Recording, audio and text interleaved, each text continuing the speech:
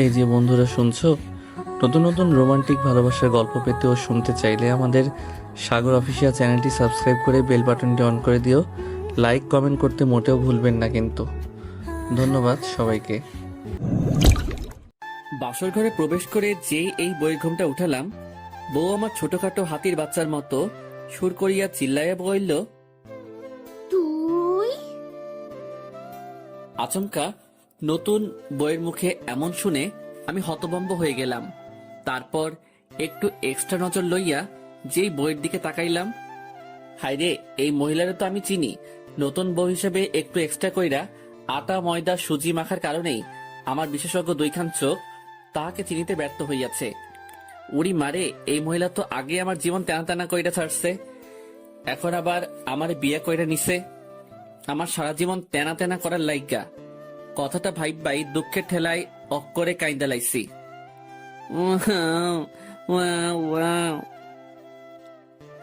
আসলে দুঃখের কথা কি আর কোমরে ভাই, এই মাইয়া আমার এক্স গার্লফ্রেন্ড, নাম রিয়া ওরফে মহিলা শয়তান। জীবনের প্রথম একটা কিউরেটর বদনা থুক্কু ডিব্বা মাইয়া দেখাই প্রেমে পইরা গেছিলাম। আর অনেক কষ্ট করিয়া তাহার সাথে লাইনটা লাগাইলাম, কিন্তু সেই কষ্টের ফল আর পাইলাম কই। 3 মাস এই বজ্জাত বেডির লগে রিলেশন ছিল, আর এই 3 মাসেই আমার মতো একটা পিচ্চি কিউট বলারে অক্করে থাকার কইতে পারমু না। আমার কান্দ নাইতাছে। তারপর হঠাৎ করে গত 17 দিন আগে তাহার সাথে একটা বিষয় নিয়ে সেই লেভেলের ঝগড়া বেঁধে গেল। আরো সাফ জানিয়ে দিল আমার সাথে আর সম্পর্ক রাখবে না, আর আমিও সুযোগ পাইয়াই তাহার জীবন থেকে ভাগা দিলাম। তারপর এক বস্তা খুশি মনে লইয়া একেবারে আড্ডাখানায় যেতেই, কি রে বেটা, কি হয়েছে তোর? এমন ছাগলের মতো লাফাইতেছিস কেন? আরে বেটা, রিয়ার সাথে ব্রেকআপ হইয়া গেছে। লেখক, ব্রেকআপ হলে মানুষ আপসেট থাকে, আর তুই এমন ছাগলের মতো 3 নাম্বার বাচ্চার মতো লাফাইতেছিস কেন? আরে বেটা, লাফামো না তো কি করবো, ওই মাইয়া আমারে ভালোবাসে না। দেখ দোস্ত, আমি তোর মনের অবস্থাটা বুঝতে পারছি। প্লিজ দোস্ত, তুই মন খারাপ করে থাকিস না। দেখবি রিয়া 2-1 দিন পর আবারই তোর কাছে ফিরে আসবে। প্লিজ দোস্ত আমার, তুই স্বাভাবিক হ। আরে ধুর বেটা, আমি তো স্বাভাবিকই আছি। আমাকে দেখে কি তোর পাগল মনে হচ্ছে নাকি? রুবিল রে, ও মনে হয় ব্রেকআপের কষ্টটা সহ্য করতে না পারে এমন পাগলামো করতেছে। ধুর হালারা, তোরা তোদের চিন্তা নিয়ে থাক, আমি গেলাম। কথাটা কইয়াই বাড়ির উদ্দেশ্যে ভাগা দিলাম। পিছন থেকে হারামিগুলো ডেকেই যাচ্ছে। আমি ওদের ডাকে কোনো সাড়া না দিয়ে আমার গন্তব্যের দিকে এগিয়ে যাচ্ছি। বাসায় এসে ফ্রেশ হয়ে নিজের রুমে শুয়ে ভাবছি, আচ্ছা রুবেল তো বলল রিয়া আবার আমার লাইফে ফিরে আসবে, আর আমি শুনেছি রিলেশনে এসব ব্রেকআপ হয়ই, আবার কিছুদিন পর সব ঠিক হয়ে যায়। উড়ি মারে, এই মাইয়া কি তাইলে আবারও আমার লাইফে ব্যাক করতে চাইবে? খাইছে রে, যেই বজ্জাত মাইয়া ইডা আমাকে ব্ল্যাকমেল করে হলেও আমার লাইফে আবার ব্যাক করবেই। না, আমাকে একটা ব্যবস্থা করতেই হবে যেন ও আর আমার লাইফে ব্যাক করতে না পারে। আহ, বুদ্ধি পাইয়া গেছি। বিয়া করে এলামও, কিন্তু আমি তো এখনো অনেক চুডু। আম্মু আমার বিয়া করাইব তো, নাকি ঠ্যাঙ্গা লইয়া দৌড়ানি দিব? আর বিয়া না করলেও তো রিয়া আবারও আমার লাইফে খাইছে রে। আমি আর ভাবতে পারছি না, যেভাবেই হোক আম্মুকে রাজি করাতেই হবে। এখানে আমার জীবন মরণের প্রশ্ন। আর 7-5 কিছু না ভেবেই ফট কইরা আম্মুর রুমে গিয়ে একেবারে নিষ্পাপ বাচ্চাদের কণ্ঠে সুর তুলিয়া আমার আম্মাচানকে ডাক মারিলাম, আম্মু। আমার দিকে না তাকিয়েই জবাব দিলেন, কি ব্যাপার ছোট মিয়া, এত রস লাগায় ডাক দিতেছো? মতলবটা কি? টাকা লাগবে? আরে আম্মু, তুমি তো দেখি আমাকে ভালোই বাসো না। আমি আসছি কোথায় তোমার কষ্টটা একটু কমিয়ে দিতে, আর তুমি কি না। ও মাইয়া, মাইয়া গো, আমার বাজান আসছে আমার কষ্ট কমিয়ে দিতে। আমার আব্বাজানরা কত ভাবে আমার কথাটা বলেন। ছোট মিয়া কি বলতে চান? একেবারে আম্মুর কাছে গিয়ে বসে উনার পা টিপতে টিপতে, আচ্ছা আম্মু, ভাইয়া তো বিয়ে করে ভাবিকে নিয়ে চিটাগাঙ্গে থাকে, আর আব্বু সারাদিন ব্যবসা বাণিজ্য নিয়ে ব্যস্ত। তুমি সারাদিন একা একা বাসায় থাকো, তোমার কি কষ্ট হয় না বলো? আর তোমার বয়স হইছে, আর এই বয়সেও তুমি একা একা রান্না বান্না করো। তোমার তো একদম সঙ্গী প্রয়োজন। তো তোর কথা কি তোর ভাইয়া চাকরি রেখে বউ নিয়ে এই কিশোরগঞ্জে এসে বসে থাকবে? আম্মু তুমিও না, ভাইয়া কেন আসতে যাবে? আজব, আমি যে বড় হয়েছি সেটা কারোর চোখেই পড়ে না। মানে? আমার কথা চিন্তা করলেও তো বাসায় আরেকজন মানুষ আনা যায়। এই এই, তোর মাথাটা ঠিক আছে তো? মাত্র অনার্স দ্বিতীয় বর্ষে পড়ুয়া ছেলে নাকি? ছি ছি ছি, তোর মতো ফাজিলের হাড্ডির লগে কোন বেড়ায় তার মাইয়া দিব? হুম, সারাদিন ফটং ফটং কইরা বেড়াস। আম্মু থাক, আমার ভুল হইয়া গেছে, আর জীবনেও তোমাদের ভালো চাইতে আসবো না। হুম। কথাটা কইয়াই আম্মুর রুম থেকে দ্রুত গতিতে আমার রুমের উদ্দেশ্যে ভাগা দিলাম। দেখ, এত পামটাম মাইরা কোনো লাভ হইল না। রাতে বিছানায় শুয়ে ফেসবুকিং করছিলাম, এমন সময় আম্মু আমার রুমে এসে, কি ব্যাপার ছোট মিয়া, আপনি কি বিজি? না, বিজি থাকবো কেন, কিছু বলবা? হুম, আসলে আপনার আব্বুর সাথে আপনার বিয়ের ব্যাপার নিয়ে কথা বললাম। উনিও বললেন বাড়িতে একজন মানুষের প্রয়োজনই, তাই আমিও ভাবলাম আপনার প্রস্তাবটা রাখা যায়। আচ্ছা, তুই কি প্রেম টেম করিস না? একেবারে সেই লেভেলে সাধু সাহিত্যা বললাম। আম্মু, তুমি এটা কি বললা? হ্যাঁ, আমি কেন শুধু শুধু প্রেম করতে যাবো? আমি তোমার পছন্দের মেয়েকেই বিয়ে করব, তাই এসব নিয়ে কোনো দিন ভাবিও নাই। হুম, হয়েছে, আর ডায়লগ মারতে হবে না। আকাম্মা, একটা প্রেমও করতে পারিস নাই, আর তোর সাথে কোন মাইয়া প্রেম করতে আসবে? তোর মতো ফাজিল ব্যাডারে কোন মাইয়া পছন্দ করবে? দেখছেন নি কারবারটা, আমারে খোটা দিতেছে। এই মহিলা, তুমি আমার আম্মু না হইলে ইচ্ছা মতো এক গাঁটি কথা শোনাই দিতাম। আম্মু লাগো, তাই কিছু কইলাম না। আম্মু, এটা কিন্তু বেশি হয়ে যাচ্ছে। হয়েছে, আর ঢং করতে হবে না। আমার একটা বান্ধবীর মেয়ে আছে, শুনেছি মেয়েটা খুব লক্ষ্মী। কালকে 12টার দিকে ওখানে যাব, তুই রেডি থাকিস। আম্মু শোনো না, তুমি আব্বুকে নিয়ে দেখে আসো, পছন্দ হলে কথাবার্তা বাঁকা করে আসবা। আমি তোমার পছন্দের মেয়েকেই বিয়ে করব, আমি ওকে একটাবারের জন্য দেখতেও চাইবো না। মানে কি, তুই বিয়ে করবি অথচ তুই মেয়ে দেখবি না? আম্মু, আসলে আমিও দেখতে চাই আমার আম্মুনিটা কেমন মেয়ে আমার জন্য পছন্দ করে। আমি একেবারে বাসর ঘরেই দেখবো। ভাইরে, তারপর বাসর ঘরে আইসা দেখি ওই মাইয়া আর কেউ না, ওইটাই রিয়ানি। বেশি বাল পাকনামি করতে গিয়া নিজে ধরা খাইয়া গেলাম। কথায় আছে না, অতি চালাকের গলায় দড়ি, যেখানে বাঘের ভয় সেখানেই রাত হয়। তারপর আমি রিয়াকে বললাম, ওই সেরি, তুই শেষমেশ আমার ঘাড়ে চাপলি। বইন রে, আমি তোর কি ক্ষতি করছিলাম? কিল্লাই আমার জীবনটারে তেনা তেনা করবি? আমার কাছে এসে আমার মুখের কাছে আঙুল এনে, ওই হারামজাদা, আমি তোর ঘাড়ে চাপতে যাব কেন? তুই আমাকে জেনে শুনে বিয়ে করেছিস। আমি কেন যে আম্মুর কথায় রাজি হয়ে গেলাম?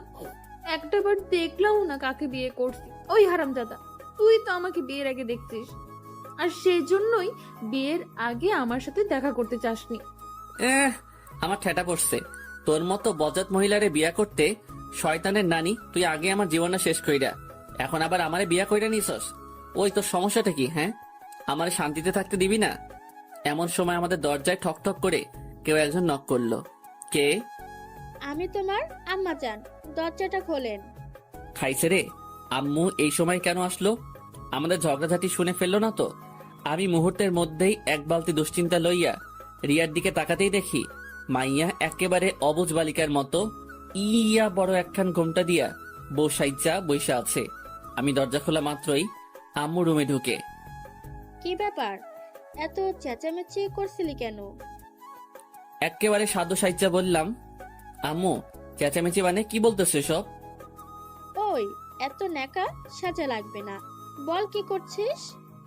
আম্মুর কাছে গিয়ে ফিসফিস করে, আম্মু, নতুন বইয়ের সামনে কি সব আবল তাবল বলতেছো? বাসরাতে কেউ চেঁচামেচি করে?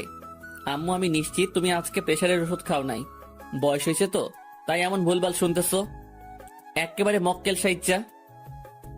বাজান, আমি হয়তো ভুল শুনেছি। আচ্ছা, আমি যাচ্ছি। তারপর আম্মু রুম থেকে যেতেই দরজা লাগিয়ে যেই রিয়ার দিকে তাকালাম, দেখি মাইয়া একেবারে পুরো খাট দখল কইরা ঘুমের রাজ্যে আরোহণ করিতেছে। আহ, কি মায়াবী চেহারা গো! এই চেহারার দিকে তাকিয়ে নিমিষেই একটা জনম পার করে দেওয়া যায়। আমি ওর কাছে গিয়ে ডাক দিলাম, বউ, বউ গো। কি হইছে? এত রস লাগিয়ে বউ বললে চিল্লাইতেছো কেন? না মানে আমি ঘুমাবো। তো ঘুমাও। না মানে তুমি তো পুরো খাট দখল করে আছো, কই ঘুমামো? বাবুই। মুহূর্তের মধ্যেই ফট কইরা একেবারে ওর কাছে গিয়া, বলো না গো সোনা আমার। তুমি চুপচাপ এখন ফ্লোরে বিছানা করে ঘুমিয়ে যাও, কেমন? নয়তো কপালে অনেক দুঃখ আছে। একেবারে কবি কবি ভাব লইয়া, ওগো তুমি যখন ছিলে গভীর ঘুমে, তখনই তোমাকে দেখিয়ে আমি হাদারাম পড়িয়াছি প্রেমে। শোনো না, বলছিলাম যে আমরা আগের সবকিছু ভুলে গেলে হয় না, চলো না দুজন আবার নতুন করে শুরু করি এক রোমান্টিক প্রেমের ইতিহাস। ওই, তোর এসব ঢংবাজি পকেটে রাখ। একটু আগে আমাকে কি বলছিস? আমি কিচ্ছু বলি নাই। ওলে আমার লক্ষ্মীটা, ওইগুলা তো রাগ করে বলছি। আমি তোকে খুব ভালো করে চিনি। কে যেন বলছিলি আমি শয়তানের নানি, তারপর আমি তোর জীবন টানা টানা করে ফেলছি, তো এখন আমার কাছে কি? বলছিলাম কি, মানে আমাকে এইবারের মতো মাফ করে দেওয়া যায় না? ও হ্যালো, তোকে আমার হারে হারে চেনা আছে, বজ্জাত বেটা। না, এখন আর সহ্য করা যাচ্ছে না, আমাকে অপমান করা হচ্ছে। না না না, আমার জন্য এখন আমি আমার পুরোপুরুষ জাতিকে নারীর কাছে ছোট করতে পারি না। ঝগড়া যখন করেছি আরো করব, তবুও আমাদের পুরুষ জাতিকে নারীর কাছে মাথা নত করতে দেব না ইনশাল্লাহ। ভাইরা আমার, চিল্লাইকন ঠিক কিনা? আসলে একটা কথা কি জানিস, কুকুরের লেজ কখনো সোজা হয় না, তেমনি তোদের মতো কিছু মেয়ে আছে যাদেরকে সম্মান দিলে সেটার মূল্য বুঝে না, বরং এটাকে তোরা পুরুষ জাতির দুর্বলতা ভাবিস। দেখ, আমি এই খাটেই ঘুমাবো, তোর ইচ্ছে হলে আমার পাশে ঘুমা, নয়তো নিচেও ঘুমাতে পারেন। কথাটা বলার সাথে সাথেই রিয়া ফট কইরা বিছানা থেকে নেমে গিয়ে হাতে ফল কাটা ছুরিটা নিয়ে আমার দিকে এগোতে লাগলো। উড়ি মারে, আমার ডর করতেছে। বাবু, তুমি ফল কাটা ছুরি নিয়ে এদিকে আসতেছো কেন? ছুরিটা আমার গলার কাছে এনে নাম, বিছানা থেকে নাম। আমিও সাথে সাথে ব্যাককেলের মতো বিছানা থেকে নেমে গেলাম। না, আমি তোমার সব কথা শুনবো, তুমি যা বলবো আমি তাই করব। আমি জীবনেও খাটে ঘুমাবো না, আমারে ছাইরা দাও। Wow, wow, wow. আমার গলার কাছ থেকে ছুরিটা সরিয়ে মনে থাকে যেন, মাইন্ড ইট। তারপর রিয়া ছুরিটা ওর বালিশের কাছে রেখে নিশ্চিন্তে শুয়ে পড়লো, আর আমিও সুযোগ বুঝছা ঠাস কইরা ছুরিটা আমার হাতে লইয়া একেবারে বাংলা সিনেমার ডিপ জলের মতো হু হু কইরা এক গাঁটটি হাইসা কইলাম, তোরে আজকে খাইছি। সাথে সাথে রিয়া আর কোনো কথা কইয়াই একেবারে হোসাইন বোল্টের গতিতে খেইচ্ছা দৌড়। লে খোকা মাইয়া তো দরজা খুইলা বাইরে চইলা গেছে। ঠোঁটের উপর হাতের আঙ্গুল দিয়া মুখখানা চাইপা ধইরা এক কান হাসি দিলাম, যেন মুখে মশা ঢুইক্কা না যায়। মাইয়া আমারে ডরাইছে। ঠিক তখনই আমার ডান কান একটু ব্যথা অনুভব করাই, যেই কানে হাত দিলাম দেখি আম্মুর হাত। আম্মু ছাড়ো, লাগছে তো। এক বস্তা রাগ মাথায় লইয়া, তুই মানুষ হবি না? আম্মু তুমি এটা কি বললা? তাইলে আমি কি ভিনদেশি এলিয়েন নাকি? ওরে খোদা, পৃথিবীতে এত মানুষ থাকতে এই আইটেমটাকে আমার কাছে পাঠাতে হলো। ওই, তুই বৌমাকে মেনে নিচ্ছিস না কেন? প্রবলেমটা কি তোর? এক ডিব্বা রহস্য মাথায় লইয়া, মেনে নিচ্ছি না মানে? তোমার বৌমাই তো আমাকে মেনে নিচ্ছে না। আম্মু, আপনি ওনার কথা বিলিভ করেন না। আমাকে একটু আগে ছুরি দেখিয়ে বলেছে আমাকে নাকি উনি মেরে ফেলবে যদি আমি জোরপূর্বক স্ত্রীর অধিকার চাই। আম্মু দেখেন, ওনার হাতে এখনো ছুরিটা আছে। সাত, তুই এক্ষুনি এই রুম থেকে যা। যাবো মানে? কই যাব আমি? আমাকে রুম থেকে ধাক্কা দিয়ে বের করে দিয়েই দরজা লাগিয়ে দিয়ে, তোর যেখানে খুশি যা। যা শালা, এখন কি করবো? তারপর বাধ্য হয়ে আব্বুর রুমে গেলাম। আমাকে দেখা মাত্রই, তা বাপধন, এই বাসাতে তো কি আকাম করছেন আপনি যে সোজা আমার কাছেই ট্রান্সফার হতে হলো? আব্বু, আমারে আম্মু জোর কইরা বাসা থেকে তাড়াই দিছে। তুমি প্লিজ আম্মুর একটু বুঝাইয়া বলো। আব্বাজান, আমি বলি কি, তুমি চুপচাপ এখন আমার পাশে শুয়ে পড়ো, সকালে যা করার করবো। মানে কি? আজকে আমার বাসর রাত। দেখো বাপধন, দেশের ক্ষমতা এখন শেখ হাসিনার হাতে, আমরা পুরুষ একটু নির্যাতিত হবই। মেনে নে বাপধন, মেনে নে। শেষমেশ কোনো উপায় না পাইয়া আম্মু যখন মোর বউ লইয়া আমারে আব্বুর লগে থুইয়া মনে সুখে ঘুমাই যায়, ফাইটা যায়, বুকটা ফাইটা যায়, এই গানটা গাইতে গাইতে ঘুমাইয়া গেলাম। পরের দিন সকালে ঘুম ভাঙলো কয়েকটা সারের চেঁচামেচিতে। চোখ খুলতেই দেখি এইগুলা কোনো জীবন্ত সার নয়, আমার পরাণের হারামি বন্ধু ওরফে ভন্ডুগুলা। কি ব্যাপার, এই সাত সকালে তোরা আমার বাসায় কোন দুঃখে? পরের দিন সকালে ঘুম ভাঙলো কয়েকটা সারের চেঁচামেচিতে। চোখ খুলতেই দেখি এইগুলা কোনো জীবন্ত সার নয়, আমার পরাণের হারামি বন্ধু ওরফে ভণ্ডুগুলা। কি ব্যাপার, এই সাত সকালে তোরা আমার বাসায় কোন দুঃখে? তোরে কালাইতে আসছি। কেন, আমি কি তোর বইনরে লইয়া ভাগা দিছি নাকি? হারামজাদাই একা একা বিয়ে করে নিলে আমাদের একটা বড় জানানোর প্রয়োজন মনে করলি না? ভাইরে, হঠাৎ করে হয়ে গিয়েছে, বিলিভ কর দোস্ত, আমি নিজেই জানতাম না যে তখন আমার বিয়ে। শোন ভাই, তোর সব ঢপবাজিতে আমাদেরকে গলাতে পারবি না।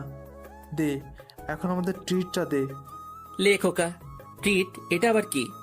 মাম্মা, এসব ন্যাকামো রাইখা চুপচাপ আমাদের ভলিউমটা দিয়ে দাও, নয়তো নয়তো কি?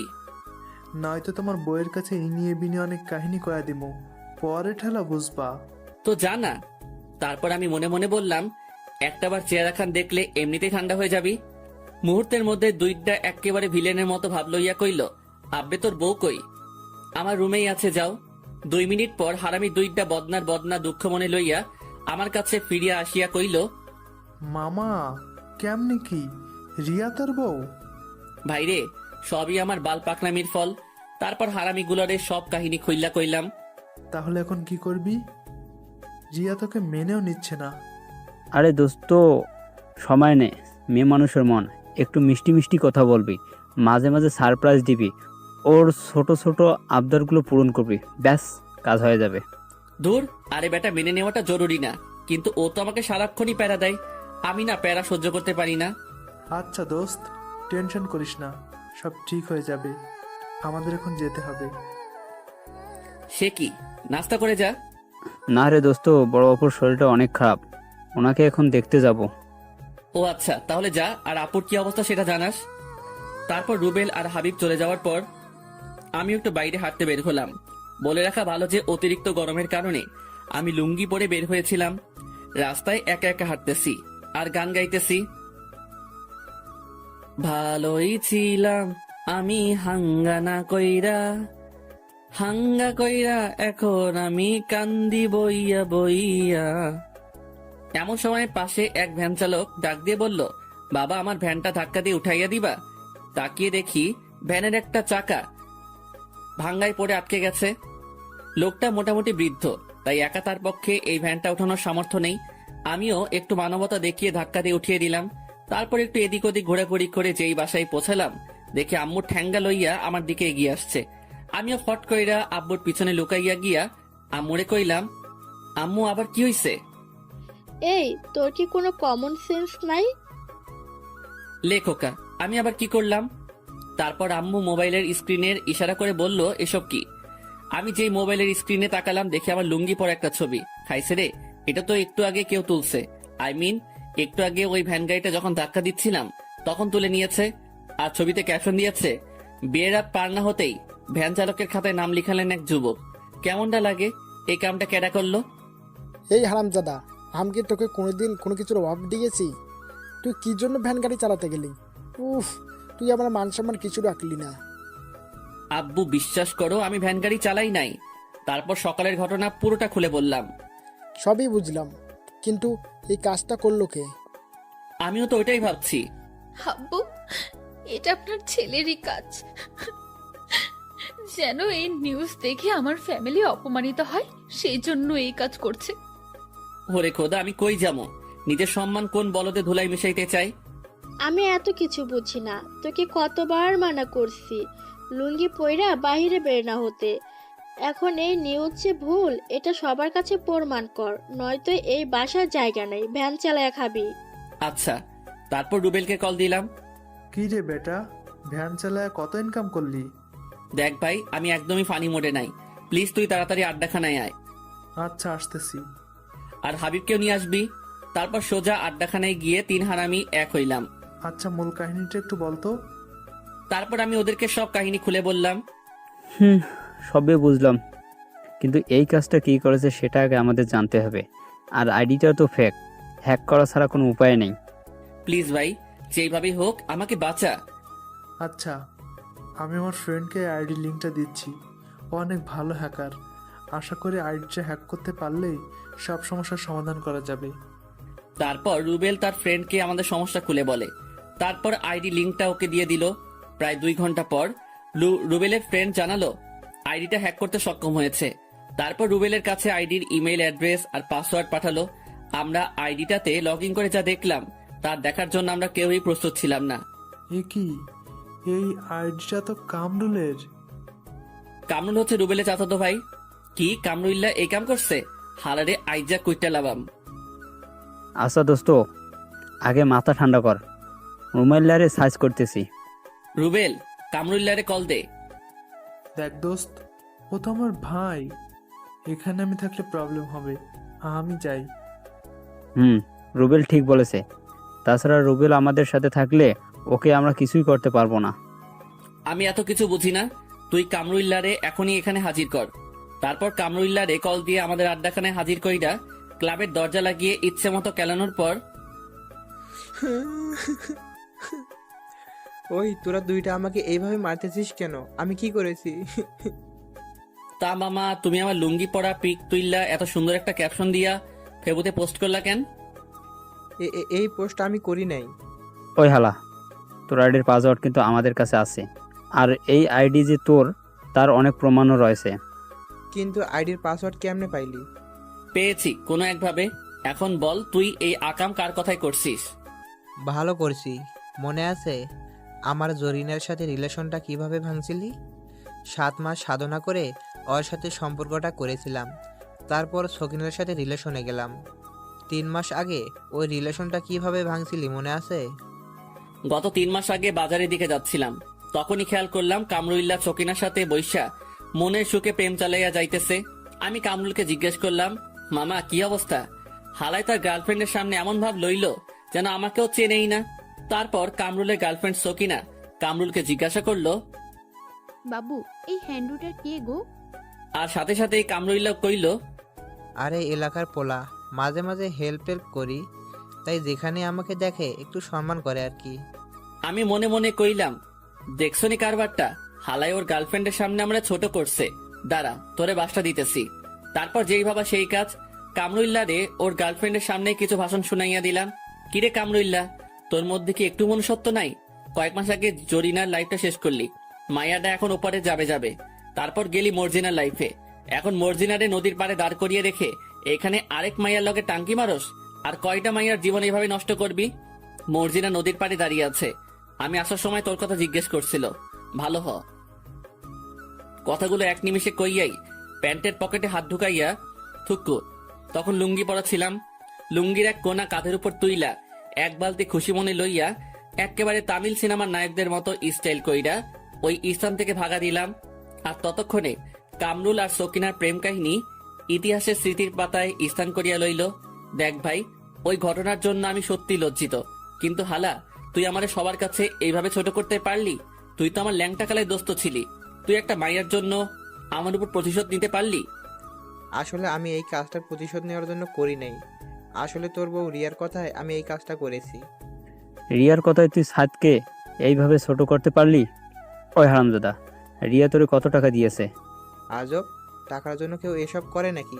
রিয়া বলছে এই কাজটা করতে পারলে ফুলটুসির সাথে আমার লাইনটা করিয়ে দেবে, তাই করেছি। কামরুল্লার মুখে এই কথাটা শোনা মাত্রই আর এক মুহূর্ত দেরি না কইরা আমি আর হাবিব আবারও আধা ঘন্টা এই হালারে কেলাইলাম। তারপর ওর গুলটুমার্কা চেহারাটার কয়েকটা ছবি তুইলা ওর এই আইডিতেই, যে আইডিতে আমার লুঙ্গি পরা ছবিটা পোস্ট করেছিল, ওর ছবিগুলো পোস্ট কইরা ক্যাপশন দিলাম, সাদ ভাইয়ার নামে মিথ্যা গুজব ছড়ানোর পর আমার বর্তমান অবস্থা। তারপর কয়েক বস্তা রাগ মাথায় লইয়া বাসার উদ্দেশ্যে রওনা হলাম। না, রিয়াকে আজকে একটা শিক্ষা দিয়েই ছাড়বো, হারামজাদি বহুত বাইরে গেছে। তারপর বাসায় প্রবেশ করে যেই আমার রুমে ঢুকলাম, রিয়ারে দেখা তো ভাই আমি অক করে কাইত হইয়া গেছি।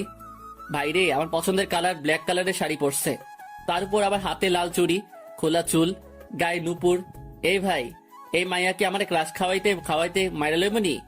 রিয়াকে দেখা মাত্রই আমার বস্তার বস্তা রাগ মুহূর্তের মধ্যেই রকেটবিহীন মঙ্গল গ্রহে ভাঙা দিল। তারপর গান গাওয়া শুরু করলাম, আখ খেতে ছাগল বন্দি, জলে বন্দি মাছ, নারীর প্রেমে পুরুষ বন্দি, ঘোড়ায় 12 মাস, ও কি গো আমার মন ভালা না। এই কুখ্যাত গানটা গাইতে গাইতে একেবারে ছাদে চলে আসলাম। ছাদে বসে গল্প লিখছিলাম, এমন সময় রিয়া এসে বলল, কি মিস্টার, খাবেন না? আচ্ছা ভাই, তুই চাষটা কি বলতো? মানে কি? আবারও ঝগড়া করবা? হ্যাঁ ভাই, তোর প্রবলেমটা কি? তুই কামরুইলারে দিয়া আমার এমন ব্যাড পিক ফেসবুকে তো পাবলিশ করলি কেন? আপলোড করছি, ভালো করছি, আরো করমু। তুই কি যেন বলছিলি? আমি তোর জীবন তেনা তেনা কইরা দিছি। এখন বুঝবি কত ধানে কত চাল। প্যারা যে কি সেটা টের পাবি। সবে মাত্র তো শুরু। কথাগুলো বলেই রিয়া ছাদ থেকে নিচে চলে যেতে লাগলো, আর আমি মদনের মতো নিজের গালে নিজেই থাপ্পড় দিয়া কইলাম, সাদ ভাই তুই গেলি। তারপর এক বালতি সমবেদনা মনে লইয়া নিচে গেলাম খাবার খাওয়ার জন্য। খাওয়া দাওয়া শেষ করে রুমে গিয়ে একটু বিশ্রাম নিতেছি, এমন সময় আব্বু আর আম্মু আমার রুমে আসলো। আচ্ছা তুই কি চাস বল তো? তখন তো বিয়ের জন্য পাগল হয়ে গিয়েছিলি, এখন বৌমাকে মেনে নিচ্ছিস না কেন? আম্মু সত্য বলতেছি, আমি রিয়াকে মেনে নিলেও ও আমাকে মেনে নিচ্ছে না। কি? নিজের দোষ এখন বৌমার উপর চাপাচ্ছিস? লজ্জা করে না তোর? আব্বুর মাথায় হাত দিয়ে আব্বুর মাথায় হাত দিয়ে বলতেছি আম্মু আমি সত্যি। এতটুকু বলতে আব্বু ফট কইরা আমার থেকে 3 ফিট দূরে গিয়ে কইল, ওই তুই একদম আমার মাথায় হাত দিয়ে কসম বলবি না। আমি এই অল্প বয়সে মরতে চাই না। ওরে মারো মুঝে মারো। আচ্ছা আম্মু রিয়া কোথায়? কিচেনে আছে। কেন? আমি আম্মুর কথার কোনো জবাব না দিয়েই কিচেনে চলে গেলাম। তারপর রিয়ার কাছে গিয়ে নরম গলায় বললাম, রিয়া বল। আমি তোমার সব কথা শুনবো, কখনো তোমার কথার অবাধ্য হব না। প্লিজ আব্বু আম্মুকে ম্যানেজ করো। এই তো লক্ষ্মী ছেলের মতো কথা। আমার সোনাটা বাবুটা, এই কথাটা মনে থাকবে তো? এই তো লক্ষ্মী ছেলের মতো কথা। আমার সোনাটা বাবুটা, এই কথাটা মনে থাকবে তো? আমি মাথা ঝাঁকিয়ে সম্মতি প্রদান করলাম। শোনো, এখন থেকে তুমি প্রতি রাতেই নিচে ঘুমাবা, আর আমার সাথে একদমই ঝগড়া করবা না। আর রাতে ঘুমানোর সময় দরজা আনলক করে ঘুমাবা। আমার বিছানা প্রতিদিন পরিপাটি করে রাখবা। মাঝে মাঝে আমার পা টিপে দিবা, কেমন? উফ, মেজাজটা পুরাই 420 হইয়া যাইতেছে। না না, এখন রেগে গেলে চলবে না। আব্বু আম্মুকে শান্ত করতে হলে এখন আমাকে হ্যাঁ বলে দিতে হবে, তারপর বাকিটা বুঝামু। আচ্ছা বাবু। এই তো আমার লক্ষ্মী সোনাটা, এই নাও তোমার একটা ফ্লাইং কিস। মনে মনে কইলাম, যা আগে আব্বু আম্মুর সামলা, পরে ঠেলা বুঝাইতেছি। I love you baby. I love you too সোনা। তারপর রিয়া আব্বু আম্মুর কাছে গিয়ে, আম্মু আপনার ছেলে সব ভুল বুঝতে পারছে। প্লিজ আপনারা ওকে আর কোনো প্রেশার ক্রিয়েট করেন না। আসলে অনেক ভালো একটা ছেলে, ওর প্রতি আমার কোনো অভিযোগ নেই। কথাগুলো বলেই রিয়া আবারও কিচেনে চলে গেল।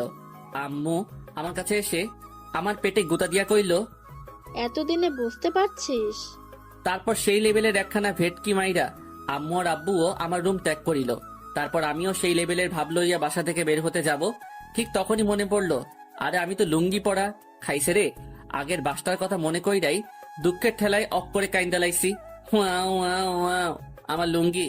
তারপর আবারও রুমে আইসা আমার সাদের লুঙ্গি খুইলা প্যান্ট পইরা আড্ডাখানার উদ্দেশ্যে বেরিয়ে পড়লাম। রাস্তায় হাঁটতেছি, এমন সময় হাবিবের এক্স এর সাথে দেখা। ও মা, সাথে একটা পিচ্চি কিউট পোলাও আছে। আসেন ভাই, এই মায়াডারে একটু চেতাইয়া আসি। আমি হাবিবের এক্স কে উদ্দেশ্য করে, আরে জান্নাত তুমি? হাবিবের এক্স এর নাম জান্নাত। হ্যাঁ সাদ ভাই, কেমন আছেন? জি আলহামদুলিল্লাহ। তারপর জান্নাতের সাথে পিচিটাকে জান্নাতকে দেখিয়ে জিজ্ঞেস করলাম, বাবু উনি তোমার কি হয়? আঙ্কেল, উনি আমার আম্মুনি হয়। আরে বেটা, উনি তোর আম্মু হইলে আমারে ভাই ক ভাই, কারণ আমার বন্ধু তোর আম্মুর বাবু ছিল। ওমা তাই? তাহলে তো তুমি আমার ভাইয়াই হও। এক বালতি রাগ মাথায় লইয়া এই, আপনি কখনোই শুধরাবেন না। ঠিক তখনই একটা ভুড়িওয়ালা পাবলিক আইসা জান্নাতকে জিজ্ঞেস করলো, জানু কি হয়েছে? না জানো, তেমন কিছু না। জান্নাত তোমার বর নাকি? জি ভাইয়া। আর হ্যাঁ, আমার বর মোটেও আপনার ফ্রেন্ডের মতো না। আমাকে একটু অবহেলা করে না, সবসময় ছায়ার মতো আমার সাথে থাকে। ও হাগু করতে গেলেও সাথে যায় নাকি? কথাটা কইয়াই খেচ্চা দৌড়, আর পিছন থেকে জান্নাত ঝড়ের বেগে গালাগাল দিয়ে যেতে লাগলো। তোর কপালে বউয়ের আদর নেই। তোর বউ তোরে দিয়া ঘরের কাজ করাবে। হারামি কুত্তা ইতর, সব কথাগুলো মিলায় নিস। একটু দাঁড়াইয়া কইলাম, তাতেও সমস্যা নাই, তোমারটার মতো অমন ভুড়িওয়ালা না হইলেই হয়। কথাটা কইয়াই আবারও দৌড় লাগাইলাম। প্রায় 3.5 মিনিট দৌড়ানোর পর আড্ডাখানায় পৌঁছালাম। কি রে বেটা, এমনভাবে হাঁপাচ্ছিস কেন? আরে বেটা বলিস না, আসার সময় হাবিবের এক্স এর সাথে দেখা, তারই একটু চেতাইয়ে আসলাম। হাবিবের এক্স এর কথাটা বলতেই লক্ষ্য করলাম হাবিবের মুখটা একটু মলিন হয়ে গেল। হাই রে, বেচারা হয়তো ইমোশনালি আপসেট হয়ে গেছে। হাবিবের পাশে বসে ওর পিঠে হাত বুলাতে বুলাতে, দোস্ত প্লিজ মন খারাপ করিস না, দেখিস তোকে জান্নাতের থেকে অনেক ভালো মেয়ে বিয়ে করাবো। আরে বেটা, আমি আমার জন্য আপসেট হই নাই, ভাবতেছি জান্নাতের বরের কথা। বেচারা কত কষ্টে না জানি আছে। কি ভাবলাম আর কি হইল, তারপর হারামিগুলোর সাথে কিছুক্ষণ আড্ডা দিয়ে সন্ধ্যায় বাসায় ফিরলাম। রুমে বসে ফেসবুক করছিলাম, এমন সময় রিয়া রুমে এসে বলল, বাবুই, এবার লক্ষ্মী ছেলের মতো আমার বিছানা করে ফেলো তো। জি আমাকে বলছেন? ওই হারামজাদা, কথা কানে যায় না, বিছানা কর, নয়তো আন্টিকে উল্টা পাল্টা বলে তোকে বাস খাওয়াবো। তুই সবসময় আম্মুর কাছে এমন মিথ্যা বলে আমাকে বকা খাওয়াও? বেশ করি, এখন চুপচাপ আমার কথা শোন, নয়তো কপালে শনি আছে। আব্বে যা, আম্মুকে নিয়ে আয় দেখি আম্মু কি করতে পারে। কি ব্যাপার, তুই আমাকে ভয় পাচ্ছিস না কেন? আমি টেবিলের উপর থেকে মোবাইলটা আমার হাতে নিয়ে ভিডিও রেকর্ডটা সেভ করলাম। ভয় তো এবার তুই পাবি। তুই এতক্ষণ আমার কথা ভিডিও করছিলি? জি ম্যাম, আপনার সব কাহিনী আমার এই মোবাইলটাতে রেকর্ড হয়ে গেছে। ইয়ে মানে, তুমি কিন্তু এটা ঠিক করো নাই। আমি তো তোমার সাথে ওসব মজা করে করতাম। আচ্ছা বাবু, তাহলে এখন আমিও মজা করে আম্মুকে এই ভিডিওটা দেখাই গিয়ে। কথাটা বলেই বিছানা থেকে উঠে আম্মু রুমের দিকে যাওয়ার জন্য যেই পা বাড়ালাম, তখনই রিয়া আমার হাত চেপে ধরে। প্লিজ অমনটা করো না, উনি আমাকে খারাপ ভাববে। ও মা, তাহলে আমাকে যখন খারাপ ভাবে তখন কি আমার কষ্ট হয় না? প্লিজ আমাকে মাফ করে দাও, আমি তো তোমার বউ। তুমি কি আমাকে সবার কাছে ছোট করতে চাও? আমি রিয়ার একেবারে কাছে গিয়ে ওর গালে আঙুল দিয়ে স্পর্শ করে, আচ্ছা সোনা, এই ভিডিওটা কাউকে দেখাবো না, কিন্তু এখন থেকে আমি যা বলবো তোমাকে তাই করতে হবে। আর তুমি এখন থেকে নিচে ঘুমাবা। এবার লক্ষ্মী মেয়ের মতো আমার পাটা টিপে দাও তো। দেখো, এটা কিন্তু একদম ঠিক হচ্ছে না। তাহলে ভিডিওটা দেখাই গিয়ে। আরে অমন করো কেন? আচ্ছা দিচ্ছি তো। সুন্দরী মাইয়ার হাতে পা টিপানোর মজাই আলাদা। উফ, প্রচুর ভাল লাগছে। এমন রুমে আম্মু এসে, এই তোর কি কোনো বুদ্ধি শুদ্ধি নাই, নতুন বইয়ের হাতে পাটি পাচ্ছিস? আরে আম্মু তুমি আর বইলো না, তোমার বৌমাকে এত করে বললাম যে তুমি নতুন বউ, আমার পা টিপলে কেমন দেখায়। বেচারির একটাই কথা, আপনি আমার বর, আপনার খেদমত করা আমার দায়িত্ব, তাই জোর করেই এখন আমার পা টিপে দিচ্ছে। একটু লজ্জা লজ্জা ভাব লইয়া বললাম, আসলে আম্মু তোমার বৌমা আমাকে বড্ড বেশি ভালোবাসে, খুব ভাগ্য করে ওকে পেয়েছি। কথাগুলো বলার সময় লক্ষ্য করলাম রিয়া রাগের ঠেলায় দাঁতে দাঁত কামড়াচ্ছে। দেখতে হবে না মেয়েটা কার? আচ্ছা তাহলে এখন খেতে আসো। আচ্ছা আম্মু, তুমি যাও, আমরা আসতেছি। আম্মু রুম থেকে যেতেই, তুই আমার দিয়ে পড়তে পাইলি? তুই একদমই ভালো না, খুব পচা, আমার মান সম্মান কিছুই রাখলো না। লে খোকা, তুই আমার পা টিপ্পা দিছিস, এতে আবার মান সম্মান যাবে কেন? বিয়ার পর প্রত্যেকটা মেয়ের দায়িত্ব তার স্বামীর পা টিপে দেওয়া। ভাইয়েরা আমার, চিল্লা এখন ঠিক কিনা? তুই সারা জীবন এমন হিংসুটটাই থাকবি। কথাটা কইয়াই রিয়া খাওয়ার জন্য খাবার টেবিলের উদ্দেশ্যে রুম থেকে বেরিয়ে যেতে লাগলো। চেতিস না বইন, আমি হাসা কথাই কইছি। এই যে পাঠকগণ, আপনারা একটু বইয়া জিরাইয়া লন, আমি খাইয়া আইতাছি। আর হ্যাঁ, আজকে খাওয়ার জন্য আপনাদের সাধবো না, অন্য একদিন খাওয়া মনে। এই কথাটা আমি মনে মনে কইতাছি, আপনারা শুনেন না কেমন? বাল খাওয়ামু আপনাগরে। এত পাবলিক খাওয়াইলে আমার আব্বাজানের পকেট ফাঁকা হইয়া যাইব। তারপর খাওয়া দাওয়া শেষ কইরা রুমে আসতেই রিয়ারে কইলাম, বাবু, আমার বিছানাটা করে দাও তো। রিয়া এক বাটি রাগ লইয়া যেই আমার দিকে তাকাইলো, তখন আমিও মোবাইলটা নাড়াচাড়া কইরা তাকে দেখানো মাত্রই এক বদ্দা সমবেদনা আর এক বালতি রাগ মাথায় লইয়া বিছানাটা কোনোভাবে করেই সে নিচে বিছানা করে শুয়ে পড়লো। তারপর আমিও খুশিতে গদগদ করতে করতে কখন যে ঘুমিয়ে পড়লাম নিজে জানি না। রাত প্রায় 2টা, অকারণেই ঘুমটা ভেঙে গেল। হঠাৎ করেই কেন যেন রিয়ার দিকে আমার চোখটা আটকে গেল। মনের মধ্যে অজানা এক শিহরণে ভেতরটা কেমন যেন কেঁপে উঠল। চারিদিকে শুনশান নীরবতা। সত্যি কথা বলতে আমাদের এই রাতটা আমাদের ব্রহ্মাকেও অন্যরকম রূপ ধারণ করে দেয়। একদিন বিখ্যাত কবিদের বকে শুনেছি, ঘুমন্ত অবস্থায় মেয়েদের নাকি অনেকটা অস্পর্শীর মতো লাগে, কিন্তু ঘুমন্ত অবস্থায় একটা মেয়ের চেহারায় যে এতটা মায়া যুক্ত হয় সেটা হয়তো আমরা নিজ চোখে না দেখলে বিশ্বাসই করতে পারবো না। ব্রহ্মাণ্ডের সকল মায়া যেন তার চেহারায় বিধাতা ঢেলে দিয়েছেন। হুট করে লক্ষ্য করলাম রিয়া একটু অতিরিক্ত ঠান্ডার কারণে গুটিসুটি বেড়ে শুয়ে আছে। তারপর বিছানা থেকে চাদরটা নিয়ে ওর গায়ের উপর দিয়ে ওর কপালটা একটা চুমু এঁকে দিলাম। সকালে নাস্তার টেবিলে বসে নাস্তা করেছি, এমন সময় আম্মু বলে উঠল, সাদ, আজকে তো 3 দিন পূর্ণ হলো, তাই আজকে তোকে রিয়াকে নিয়ে রিয়াদের বাসায় যেতে হবে। আমাকে যেতে হবে কেন? তুমি গেলে সমস্যাটা কি? আমার এমন বোকাশোকা উত্তর শুনে রিয়া হুট করে হু হু করে হেসে উঠল। আহা কি হাসি! এই হাসির প্রেমে পড়েই আমি নির্দ্বিধায় পরলোক গমন করতে পারবো। আম্মু আমার এমন উত্তর শুনে আম্মু হাসবে না কাঁদবে বুঝে উঠতে পারছে না। তুই কি আমার সাথে মজা করছিস? আরে গাধা, বিয়ের 3 দিনের মাথায় স্বামী স্ত্রী দুজনকেই স্ত্রীর বাসায় যেতে হয়। আমিও তো তোর আম্মুকে নিয়ে গিয়েছিলাম। তোর নানা নানি কি যত্নটাই না করেছিল। আম্মু আমি একা যেতে পারবো না, আমার ডর করে। তাহলে আমার লক্ষ্মী, বিয়ে করার আগে তো ভয় লাগে নাই? রেডি হয়ে নে, কিছুক্ষণ পরেই রওনা হবি। ভাইরে, আমার আম্মুরে ক্যাডাই বুঝাইবো? আমি এখন অনেক ছোট, একলা একলা কেমনে যাবো? দুঃখের ঠেলায় অক্ষরে রানু মণ্ডলে সেই কুখ্যাত গানটা আ আ কইরা মনের মধ্যে বাইজে উঠতেছে। বহু নেকামি কাহিনী এবং ঠেলাঠেলির পরও কোনো উপায় না দেখা বাধ্য হয়েই শ্বশুর বাড়ির উদ্দেশ্যে রিয়াকে নিয়ে রওনা হলাম। রাস্তায় গাড়ির মধ্যে রিয়ার দিকে তাকাইতেই মনের মধ্যে কাউয়ার মতো তাকা কইরা উঠলো, আহারে আমার না জানি কি হাল করে ওর বাসায় নিয়া। এই যে পাঠক ভাইয়েরা, আমার জন্য একটু দোয়া কইরেন। বুঝতেই পারছেন প্রথম শ্বশুর বাড়িতে যাইতেছি। প্রায় 35 মিনিট পর জার্নি করার পর আমি আমার শ্বশুর বাড়িতে পৌঁছালাম। আহা, শ্বশুর বাড়িতে প্রবেশ করা মাত্রই মনটা একেবারে ফুরফুরা হইয়া গেল। আরে ভাও, কত যে আটাবতী, ময়দাবতী আর রূপবতী তরুণী ঝাঁক এইখানে বিরাজ করিতেছে। উফ, আমি নাকি আমার শ্বশুর বাড়িতে আসতে গিয়ে এত ভয় পাচ্ছিলাম। কত বড় হাদারাম আমি! মনটাই কইতাছে মাহফুজুর রহমানের গান ফুল ভলিউম দিয়া শুই না, তার প্রতিশোধ নেই। কিন্তু ভাই, নিজের উপর প্রতিশোধ নিতেও কেমন যেন মায়া আছে। তাই আর কিছু না কইরাই আমাদের জন্য পরিপাটি করে রাখা রুমটাতে প্রবেশ করলাম। কিছুক্ষণ বিশ্রাম নেওয়ার পরই এক গাঁটটি মহিলা থুক্কু যুবতী মাইয়া আইসা আমার চারিপাশে ঘ্যান ঘ্যান করিতে লাগিল। আহ, মাইয়াগুলো এক একটা কিউরেটর বদনা, ধুরু খুশির ঠেলায় আবল তাবল কয়ে লাইতেছি। মাইয়াগুলো এক একটা কিউরেটর ডিব্বা। আহ, দেখলেই পরানটা জোড়াই যায়। এই ঝাঁক থেকে অনায়াসে 2-4টা গার্লফ্রেন্ড বাইসা লয়ন যাইব, কিন্তু আমি তো বিয়া করে লাইছি, তাই গার্লফ্রেন্ড লওয়া হইল না। তারপর শালিকাগুলোর সাথে কিছুক্ষণ আড্ডা দিয়া দুপুরে খাবার খাইয়া সেই আমার বিখ্যাত কাপড় লুঙ্গি পইরা একটু এক্সট্রা কইরা জামাই জামাই ভাব লইয়া শালিকাদের সাথে ঘুরতে বের হলাম। তারপর বেশ কিছুক্ষণ ঘুইরা টুইরা আবারও রিয়ানির কাছে ফিরে আসলাম। দেখি মহারানী আমার মনের শখে ঘুমাইতেছে। আমি আস্তে আস্তে রিয়ার কাছে গিয়ে ওর গালে হাত দিয়ে স্পর্শ করতেই ফট কইরা রিয়া উঠে বসেই, এই, তুই আমাকে টাচ করলি কেন? তোর মতলবটা কি? লেখুকা, তুমি না ঘুমিয়েছিলা? কি?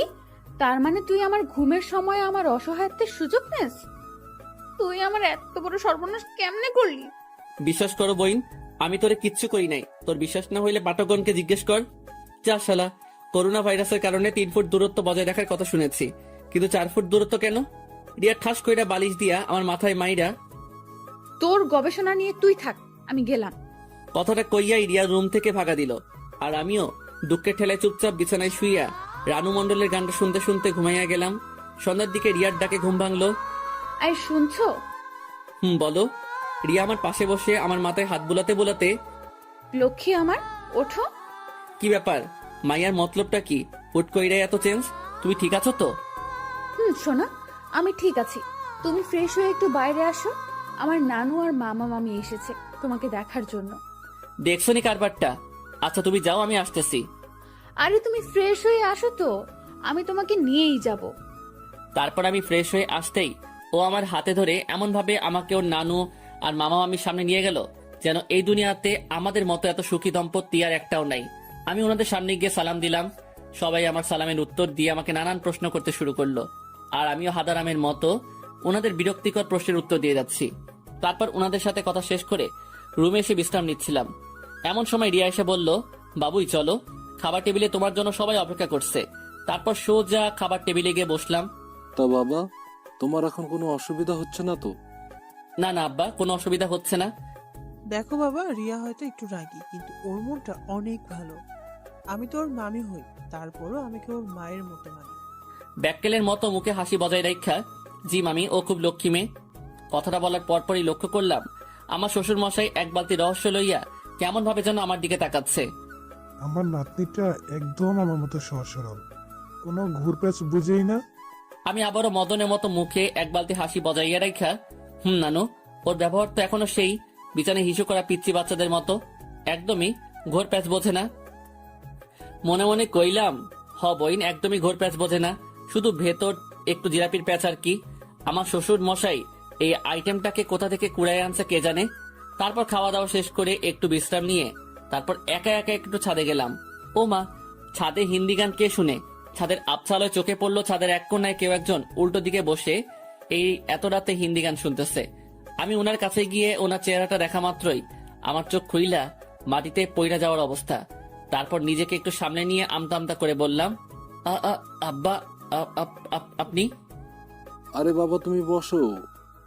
না মানে আব্বা, রুমে বসে বোরিং লাগছিল তাই একটু ছাদে আসছিলাম আর কি। আচ্ছা আব্বা, আমি এত আগে যাচ্ছি। কথাটা বলেই আমি হুসাইন বোল্টের গতিতে হাইটটা ভাগা দিতে লাগলাম। জামাই শোনো, আরে এইদিকে আসো। আমি আবারও ওনার কাছে গিয়ে, জি আব্বা। আরে বসো, রুমে গিয়ে কি করবা? কথাটা বলেই আমার হাতে টান দিয়ে আমাকে ওনার কাছে বসিয়ে দিল। আমার কানের কাছে এসে ফিসফিস করে বলল, আচ্ছা বাবা, তুমি সত্যি বলো তো, খাবার টেবিলে বসে তুমি রিয়ার নামে যে প্রশংসা করলে তা সত্যি?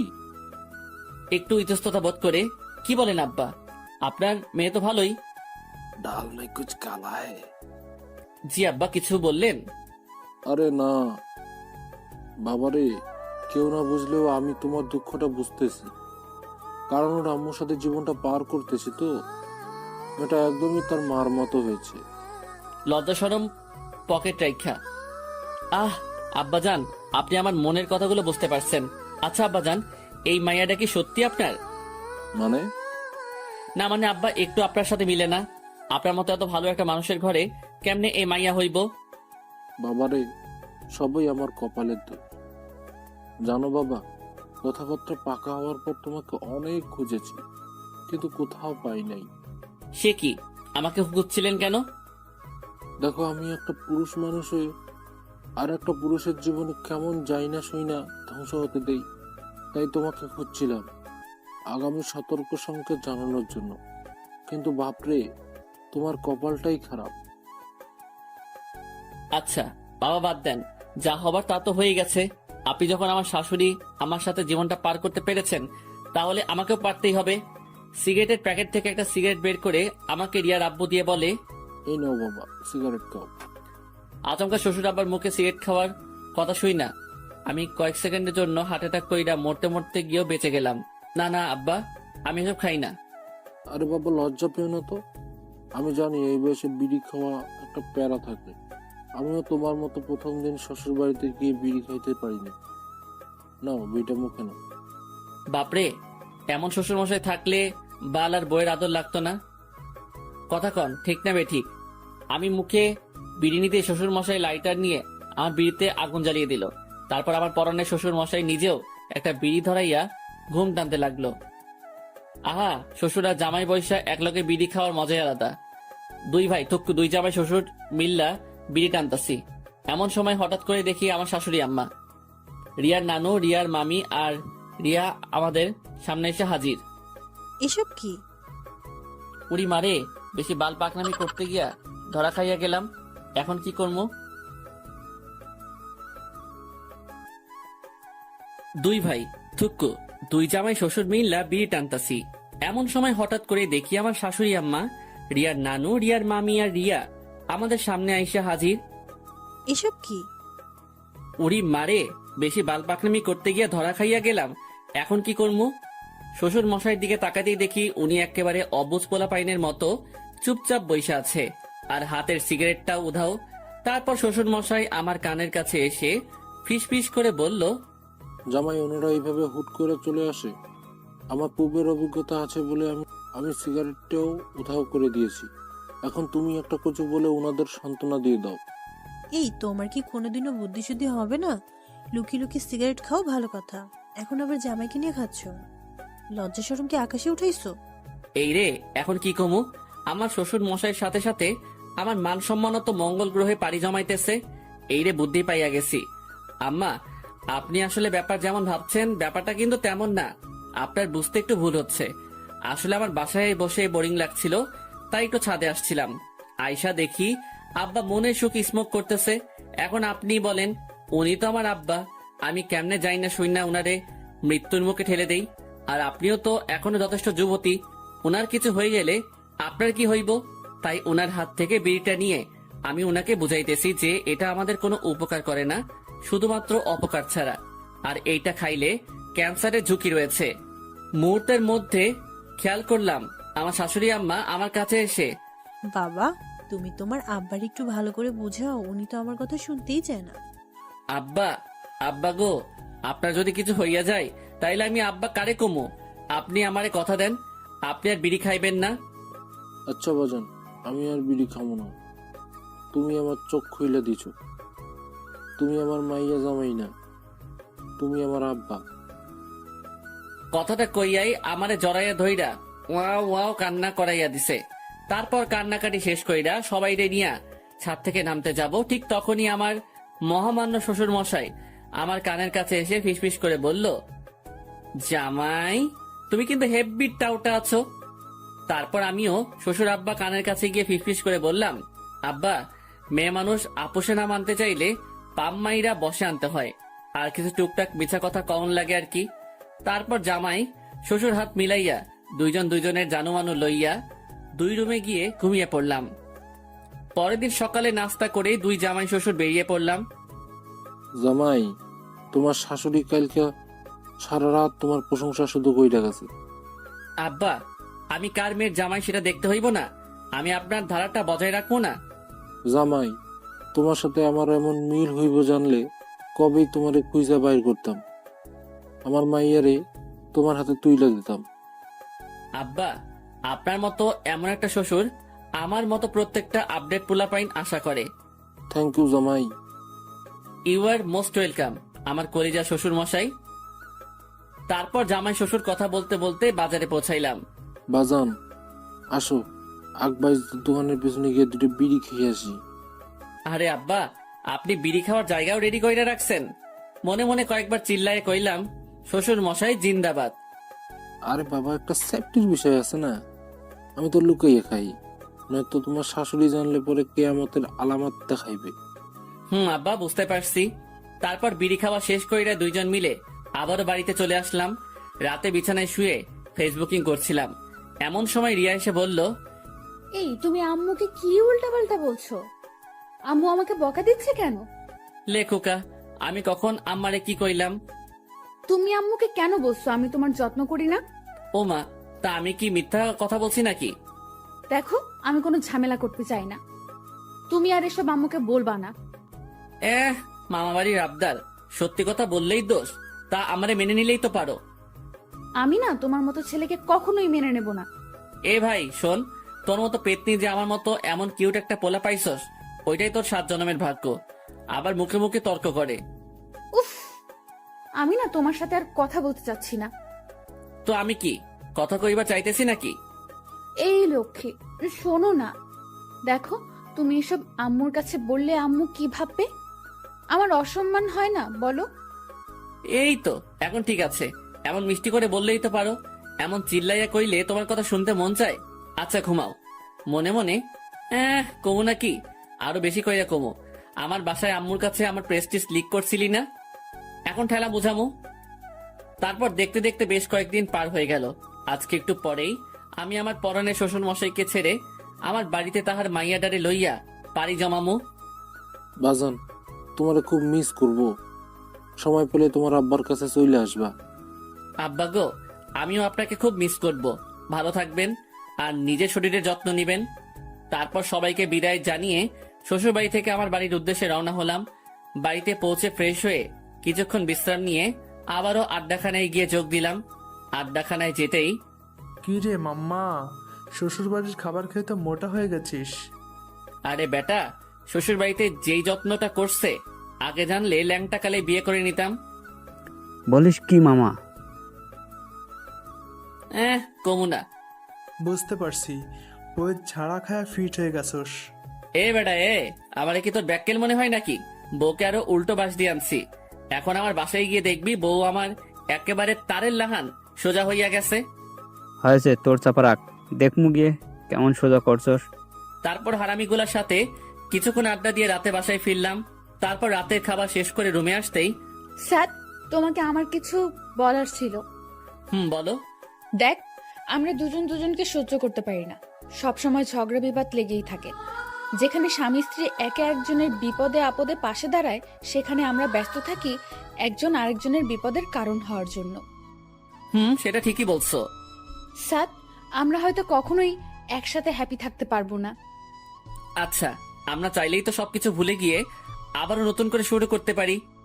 সেটা সম্ভব না, কারণ আমরা দুজনেই একই ক্যাটাগরির। আচ্ছা ঠিক আছে, আমি আর কখনো তোমার সাথে অকারণে ঝগড়া করব না, কখনো তোমার কষ্টের কারণ হব না। না স্যার, এটা বলা যতটা সহজ, করা ততটাই কঠিন। তাহলে তুমি কি বলতে চাচ্ছ? স্যার, আমাকে ভুল বোঝো না, আমি তোমার সাথে থাকতে পারবো না। মানে আমি ডিভোর্স চাই। রিয়ার মুখে এই কথাটা শোনা মাত্রই আমি বাকরুদ্ধ হয়ে গেলাম। তারপর নিজেকে কিছুটা স্বাভাবিক করে নিয়ে বললাম, তো তুমি আমার সাথে মজা করছো তাই না? না, আমি তোমার সাথে মোটেও মজা করছি না। আচ্ছা, আমি তো বলেছি আমি আর তোমার কষ্টের কারণ হব না, আর তোমাকে কখনো কোনো ধরনের প্রেশার ক্রিয়েট করব না। আচ্ছা, আমি ভুল করে থাকলে প্লিজ মাফ করে দাও। দেখো স্যার, এসব বলে আর কোনো লাভ হবে না। আমি তোমাকে চাই না, সেটা একবার বোঝার চেষ্টা করো। রিয়া, আমি নিচে ঘুমাবো, তোমার সাথে কখনো বাজে ব্যবহার করব না, প্লিজ রিয়া। দেখো, আমার আম্মু তোমায় অনেক ভালোবাসে, আমি ওনাকে কি জবাব দেব? উনি অনেক কষ্ট হবে, প্লিজ রিয়া। উফ স্যার, তুমি বুঝতে যাচ্ছ না কেন? তোমার সাথে থাকাটা আমার পক্ষে সম্ভব না। আচ্ছা, অনেক রাত হয়েছে, এখন ঘুমাও, আমরা সকালে কথা বলি। কি যেন ভেবে বলল রিয়া। আচ্ছা ঠিক আছে, ঘুমাও। না, তুমি ঘুমাও, আমি একটু বাইরে যাব। কথাটা বলার সাথে সাথে রিয়া কিছু না বলে চুপচাপ শুয়ে পড়লো। আর আমি বাইরে এসে করিডোরে দাঁড়িয়ে ভাবছি আমার ভুলটা কোথায়। আচ্ছা, আমি তো ওকে বলেছি আমি আর ওকে বিরক্ত করব না, তবুও ও বুঝতে চাচ্ছে না কেন? আমার নিজের জন্য এতটা কষ্ট হচ্ছে না, তবে আমি আমার ফ্যামিলিকে কি জবাব দেব? কি বলবো আম্মুকে? কথাগুলো ভাবতে ভাবতেই চোখের কোণ থেকে কয়েক ফোঁটা জল গড়িয়ে পড়লো। তারপর রুমে গিয়ে একটু ঘুমানোর চেষ্টা করলাম, কিন্তু চোখের পাতাটা কোনোভাবেই এক করতে পারছি না। বুকের ভেতরটার ভয়ানক তীব্র যন্ত্রণায় ছটফট করছি। রিয়ার দিকে তাকিয়ে দেখি ও নিশ্চিন্তে ঘুমাচ্ছে। খুব ইচ্ছে করছে ওর মায়া মাখা মুখটায় একটা সুখের পরশ এঁকে দিয়ে খুব করে বলতে, প্লিজ তুমি আমাকে ছেড়ে যেও না। আচ্ছা, হঠাৎ ওর ছেড়ে যাওয়ার কথায় আমি এত কষ্ট পাচ্ছি কেন? আমি কি তাকে সত্যি সত্যি ভালোবেসে ফেলেছি? না, কিছুই বুঝে উঠতে পারছি না। সকালে রিয়া নাস্তা করে রুমে আসতেই বললাম, রিয়া রেডি হয়ে নাও, উকিলের কাছে যাব তোমার ডিভোর্সের জন্য। ভেবেছিলাম কথাটা শোনার পর রিয়া কিছুটা শকড হবে, কিন্তু তেমন কিছুই ঘটলো না। উল্টো ও স্বাভাবিক স্বরে বলল, আমি রেডি হয়ে নিচ্ছি, তুমি নাস্তা করবে না? না, বাইরে খেয়ে নিব, তুমি রেডি হয়ে নাও। রিয়া রেডি হওয়ার পর ওকে নিয়ে বেরোতে যাব, তখনই আম্মু এসে, কিরে, তুই এই সময় বৌমাকে নিয়ে কোথায় যাচ্ছিস? একটু ঘুরতে যাব, বাসায় বসে বোরিং লাগছে। তার নাস্তা করবি না? নাস্তা করে যা। না আম্মু, এমনিতেই লেট হয়ে গিয়েছে, আমি বাইরে খেয়ে নেব, তুমি টেনশন করো না। কিরে, তোর চেহারাটা এমন শুকনো শুকনো লাগছে কেন? মলিন হাসির আড়ালে চেহারার কষ্টের ছাপটা লুকানোর চেষ্টা করে বললাম, না আম্মু, আমি ঠিক আছি। তারপর রিয়াকে নিয়ে বেরিয়ে পড়লাম উকিলের অফিসের উদ্দেশ্যে। গাড়িতে আমি চুপচাপ হয়ে বসে থাকলেও লক্ষ্য করলাম রিয়ার মধ্যে তার কোনো প্রতিক্রিয়াই হচ্ছে না। ও স্বাভাবিকভাবেই বসে বাইরে প্রকৃতিটাকে উপভোগ করছে। তারপর যথাসময়ে উকিলের অফিসে পৌঁছে কথাবার্তা বলে জানতে পারলাম আমাদের ডিভোর্স হবে, কিন্তু শর্ত হচ্ছে আমাদের এখন থেকে 3 মাস অবধি একই ছাদের নিচে একসাথে কাটানো লাগবে। তারপর 3 মাস পরেও যদি আমরা এখানে এসে স্বীকার করি যে আমরা একসাথে থাকতে চাচ্ছি না, তাহলে আমাদের ডিভোর্স হবে। তারপর উকিলের অফিস থেকে বেরিয়ে রিয়াকে জিজ্ঞেস করলাম, এখন কি করব? এখানে তো আর কিছু করার নেই, আমাদের 3 মাস অপেক্ষা করা ছাড়া আর তো কোনো উপায় দেখছি না। তা তুমি কি আমার বাসায় যাবে নাকি তোমাদের বাসায় দিয়ে আসবো? দেখো প্লিজ, আব্বু আম্মুকে এই কথাটা জানিও না। ডিভোর্স হওয়ার পর আমি ওনাদের জানাবো, তার আগে ওনারা জানতে পারলে আমার উপর প্রেশার ক্রিয়েট করবে। আর এই 3 মাস স্বাভাবিক হয়েই তোমার সাথে থাকবো। আচ্ছা ঠিক আছে, তবে এটা খেয়াল রাখবা আমার আব্বু আম্মু যেন এসবের কিছু জানতে না পারে। জানবে না। তারপর রিয়াকে নিয়ে বাসায় এসেই আমি আড্ডাখানার উদ্দেশ্যে বেরিয়ে পড়লাম। ভেতরে কষ্টগুলো ভেতরে থেকে যাচ্ছে, না কাউকে বলতে পারবো না কাউকে বোঝাতে পারবো। হয়তো হারামিগুলোর সাথে কিছুক্ষণ আড্ডা দিতে পারলে মনের কষ্টগুলো কিছুটা হালকা হবে। আর মনে রাস্তায় হাঁটছি আর এই কথাগুলো ভাবতেছি। যত কিছুই ঘটে যাক না কেন, কাউকে কিছু বুঝতে দেওয়া যাবে না। আমাকে শক্ত হতে হবে, নিজের সাথে লড়াই চালিয়ে যেতে হবে। কিন্তু আমি যে এখনই ক্লান্ত হয়ে গেছি, কষ্টগুলো আর নিতে পারছি না। শত চেষ্টা করেও নিজেকে সামনে নিতে পারছি না। তারপর আড্ডাখানায় পৌঁছাতেই, কি রে মামা, কি অবস্থা? দোস্ত, জব্বর ভালা। তোদের কি অবস্থা? কিরে, তোর চেহারা এমন লাগছে কেন? কি হয়েছে তোর? কই কিছু না তো। দেখ সাদ, আমি তোকে ন্যাংটা কাল থেকে চিনি। তুই সবসময় হাসি খুশি থাকিস, কিন্তু আজ এমন মনমরা হয়ে আছিস কেন? আর ধুর বেটা, তেমন কিছু হয় নাই, এমনিতে একটু মন খারাপ আর কি।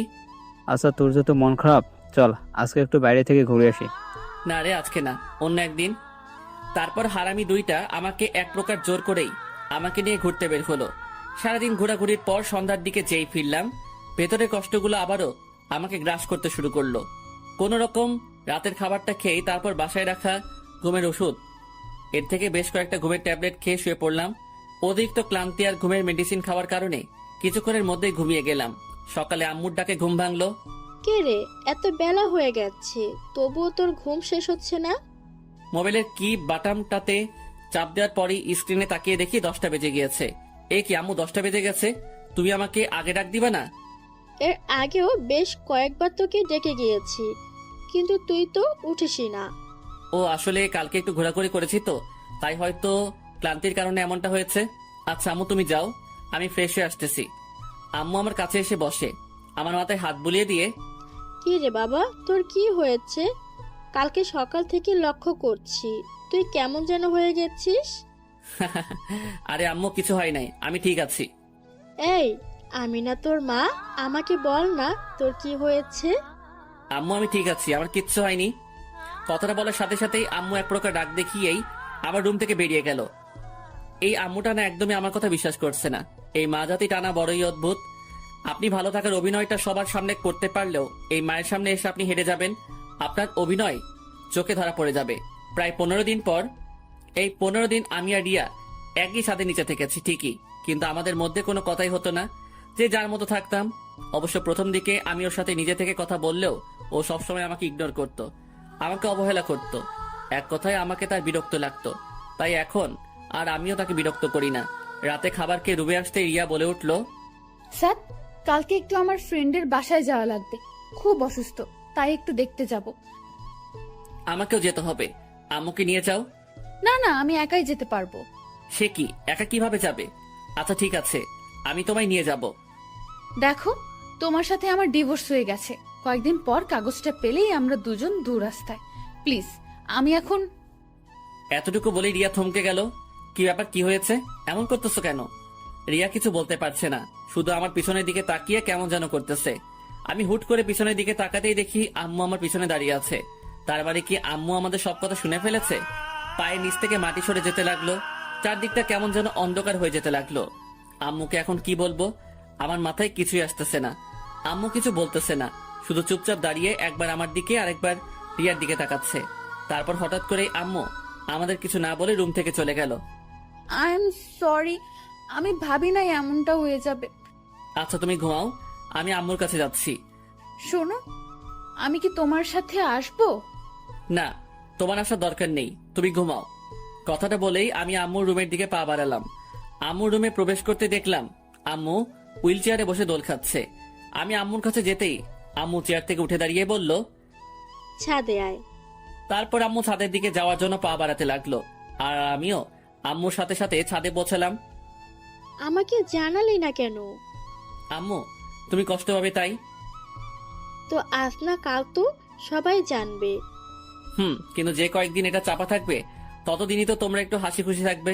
আম্মু প্লিজ, তুমি এই বিষয়টা আর অন্য কাউকে জানিও না। আচ্ছা, তোদের সমস্যাটা কি? আম্মু প্লিজ, ওসব জানতে চেও না। তুমি প্লিজ এই কথাটা আর কাউকে বইলো না। আম্মু কিছুক্ষণ চুপ থেকে বলে, আচ্ছা, তবে এটা ঠিক করছিস না। কথাটা বলেই আম্মু ছাদ থেকে নিচে চলে যেতে লাগলো। পরের দিন সকালে নাস্তা করে রিয়া তার বান্ধবীর বাড়ি যাওয়ার জন্য রওনা হয়ে গেল। তারপর প্রায় বিকেলের দিকে বাসায় আসলো। রিয়া বাসায় আসতেই আমি আড্ডাখানার উদ্দেশ্যে বেরিয়ে পড়লাম। আড্ডাখানায় যাওয়ার পথে আমার এক স্কুল ফ্রেন্ড ইকবালের সাথে দেখা। আরে সাত, তুই কেমন আছিস? ভালোই, তোর কি অবস্থা? হ্যাঁ ভালো। তা তোকে তো দেখাই যায় না, থাকিস কোথায়? আরে দোস্ত, ভৈরব হাজী আহমদ কলেজে অ্যাডমিট হয়েছিলাম। এখন তো বাসা থেকে গিয়ে প্রতিদিন কলেজ করা সম্ভব না, আর নানার বাড়ি তো ভৈরবে, তাই নানার বাড়িতে থেকেই পড়াশোনাটা চালাতে হচ্ছে। ও আচ্ছা। তারপর বল, তোর কি অবস্থা? শুনলাম বিয়ে করে নিয়েছিস। তা মামা, ভাবিটাকে তো দেখালি না। তোর ভাবিকে তো আগেই দেখেছিস। মানে? রিয়াই তোর ভাবি। কি? তার মানে তুই যার সাথে রিলেশনে গিয়েছিলি? হুম। কিন্তু আমি তো সকালের দিকে খালার বাসা থেকে আসার সময় রিয়াকে দেখলাম অন্য একটা ছেলের সাথে একই রিক্সায় ঘুরে বেড়াচ্ছে। ওর কথাটা শোনা মাত্রই ভেতরটা কেমন যেন কেঁপে উঠলো। আরে না, কি বলিস? রিয়া তো রিয়ার বান্ধবীর বাসায় গিয়েছে, তুই হয়তো ভুল দেখেছিস। আরে না বেটা, আমার নিজ চোখে দেখেছি। তাহলে হয়তো ওর কোনো আত্মীয় টাত্মীয় হবে। আচ্ছা দোস্ত, তাহলে চল আড্ডাখানায়। না রে দোস্ত, আমার একটু বাজারের ভেতরে কাজ আছে। ও আচ্ছা, ঠিক আছে, ভালো থাকিস। তুইও। তারপর আমিও আড্ডাখানার উদ্দেশ্যে পা বাড়ালাম। মাথাটা কেমন যেন ঘুরছে। তাহলে রিয়া কি আমাকে মিথ্যে বলল? ও কি কারোর সাথে রিলেশনে জড়িয়ে গিয়েছে? না না, এটা কিভাবে সম্ভব? ও তো এমনটা করলে অন্তত আমি টের পেতাম না। কিছুই ভাবতে পারছি না, সব কিছুই যেন মাথার উপর দিয়ে যাচ্ছে না, কিছুই ভালো লাগছে না। তাই আড্ডাখানায় না গিয়ে আবারও বাসার দিকে পা বাড়ালাম। বাসায় পৌঁছে আমার রুমে যেতেই দেখি রিয়া বিছানায় শুয়ে টিভি দেখছে। আমি টিভি রিমোটটা হাতে নিয়ে টিভিটা অফ করে দিতেই রিয়া বলে উঠল, কি ব্যাপার, টিভি অফ করলো কেন? চেয়ারে বসতে বসতে, তুমি তোমার কোন ফ্রেন্ডের বাসায় গিয়েছিলে? কেন? জানতে চাচ্ছি আর কি। আমি তোমার সব প্রশ্নের উত্তর দিতে বাধ্য নই। হ্যাঁ সেটাই তো, কারণ আমার সব প্রশ্নের উত্তর দিতে গেলে তো তোমার সব কুকর্ম ধরা পড়ে যাবে। কি বাজে কথা বলছো? তুমি তোমার কোনো মেয়ে ফ্রেন্ডের বাসায় যাওনি। তুমি কার সাথে ঘুরতে বের হয়েছিলা? কোনো নাগরের সাথে? দেখো সাদ, তুমি কিন্তু সীমা অতিক্রম করছো। আমি আফরিনের বাসায় গেছিলাম, ও অসুস্থ। তুমি আফরিনকে কল দিয়ে জানতে পারো। পকেট থেকে মোবাইলটা বের করেই আফরিনকে কল দিলাম। কল রিসিভ হতেই, আসসালামু আলাইকুম। ওয়ালাইকুম আসসালাম। ভাইয়া কেমন আছেন? জি বোন, ভালো। শুনলাম তুমি নাকি অসুস্থ। জি ভাইয়া, একটু সিক। আচ্ছা, রিয়া তোমাকে দেখতে যাওয়ার কথা বলছিল, ও কি তোমার ওখানে গিয়েছিল? জি ভাইয়া, সকালে এসেছিল। ও আচ্ছা, ঠিকঠাক সময় মেডিসিন খেয়ে নিও। রাখছি তাহলে। তারপর লাইনটা কেটে দিতেই, এবার বিলিভ হয়েছে তো?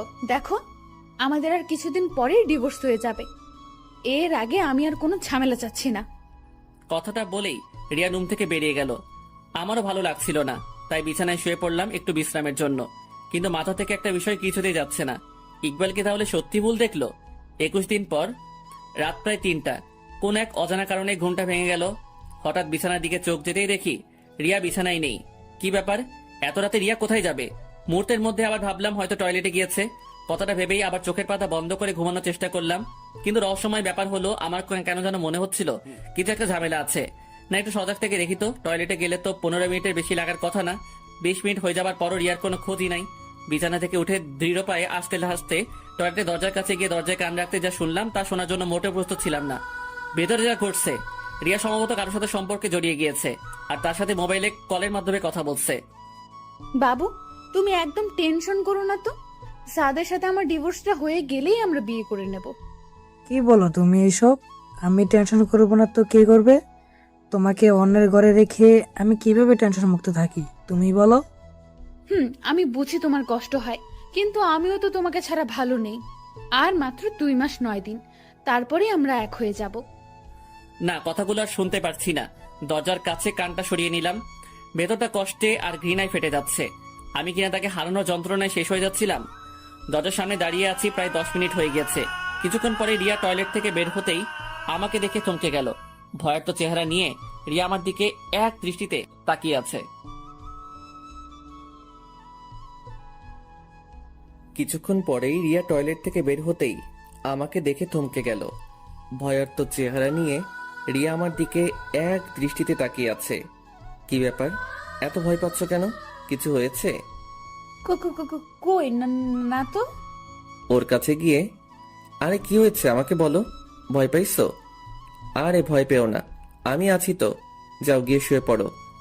আপনারা কি ভাবছেন এত বড় একটা কাহিনী হয়ে গেল আর আমি ওকে কিছুই বলিনি? কেন? কারণ আমি এই কাহিনীটা অনেক আগে জেনে গিয়েছি। যেদিন ও প্রথম আমাকে ডিভোর্সের কথা বলেছিল, ওই দিনই আমার সন্দেহ হয়েছিল যে কিছু তো একটা গন্ডগোল আছেই। তারপর ইকবালের কথাটা শোনার পর আমার সন্দেহটা আরো তীব্র আকার ধারণ করলো। তারপর রিয়ার ফ্রেন্ড আফরিনকে কল দেওয়ার পর রিয়া আমার সাথে রাগ দেখিয়ে রুমের বাইরে যাওয়ার পর আমি আবারও আফরিনকে কল দিয়েছিলাম। আর আফরিনকে আমি বলি যে, আফরিন, রিয়া কখন বাসায় আসবে? সে কি, রিয়া তো সে কখন চলে গিয়েছে, এখনো বাসায় পৌঁছায়নি? বলো কি, রিয়া তোমার বাসা থেকে কয়টার দিকে বের হয়েছে? এই তো দুপুরে লাঞ্চের পরেই, এই ধরেন 2টার দিকে হবে। ও আচ্ছা, আমি ওকে মোবাইলে ট্রাই করেছিলাম আর কি, কিন্তু পাইনি। আমি তো একটু বাইরে, বাসায় গিয়ে দেখি ও আসছে কিনা। এই যে পাঠক সাহেবেরা, মিথ্যা বলছি বইলা আবার রাগ কইরেন না।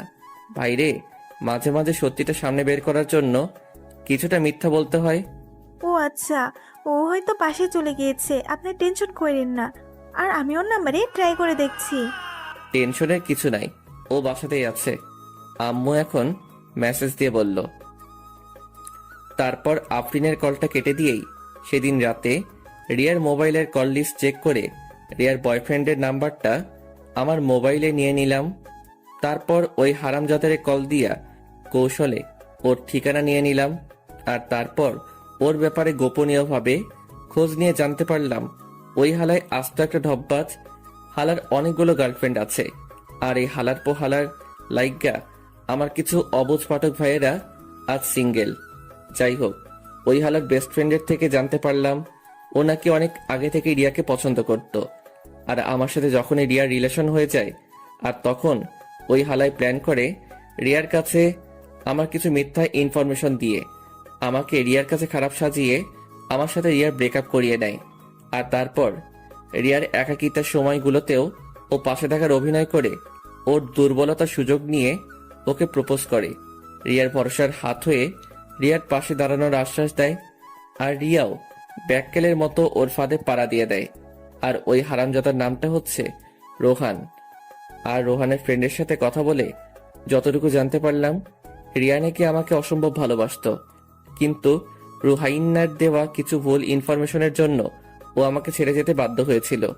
আর সবকিছু জানার পরও আমি এখনো কেন চুপ আছি, রিয়াকে কেন সবকিছু বলে দিচ্ছি না, এই প্রশ্নটা আপনাদের মনে করেন আছে তো? দেখেন, আমি যদি এখন রিয়াকে সবকিছু বলে দেই তাহলে রিয়া আমাকে বিশ্বাস নাও করতে পারে। তাই আমি আর আমার হারামি দুইটা বেস্ট লইয়া একখান সেই লেভেলের প্ল্যান তৈরি করলাম। আর আমাদের প্ল্যানটা হচ্ছে, রোহান যখনই তার অন্য গার্লফ্রেন্ডের সাথে মিট করতে যাবে তখনই সরাসরি রিয়াকে সেখানে যে কোনো উপায়ে হাজির করে ওই হালার আসল রূপটা রিয়ার সামনে লাইভ উপস্থাপন করব। এই যে পাঠক ভাইয়েরা, আপনারা আবার কাউকে এই প্ল্যানের কথা কইয়েন না, তাইলে রোহাইন্না জেনে গেলে সব প্ল্যান ভেস্তে যাইব। এখন তাড়াতাড়ি ভিডিওতে একটি লাইক কমেন্ট করেন তো। তারপর রিয়া কেমনভাবে যেন আমার দিকে বারবার পিছনে ফিরে তাকাতে তাকাতে রুমে গিয়ে কাচুমাচু হয়ে শুয়ে পড়ল। আর এই যে আমিও যাই একটু ঘুমাই গিয়ে। আপনাদের সাথে কথা বলতে বলতে এমনিতেই আমার সাদের ঘুমের 12টা বেজে গিয়েছে। Good night. তারপর প্রায় 3 দিন পর আমরা আমাদের প্ল্যানের সফলতার দ্বারপ্রান্তে পৌঁছালাম। মানে আজকে রুহাইন্না তার আরেকটা গার্লফ্রেন্ড লইয়া কিশোরগঞ্জ নেহাল পার্কে অবস্থান করিতেছে। আর আমিও রিয়ারে কল দিয়া কইলাম, রিয়া, তোমার আব্বু কিশোরগঞ্জ নেহাল পার্কের সামনে অ্যাক্সিডেন্ট করেছে, তুমি এক্ষুনি ওখানে চলে আসো।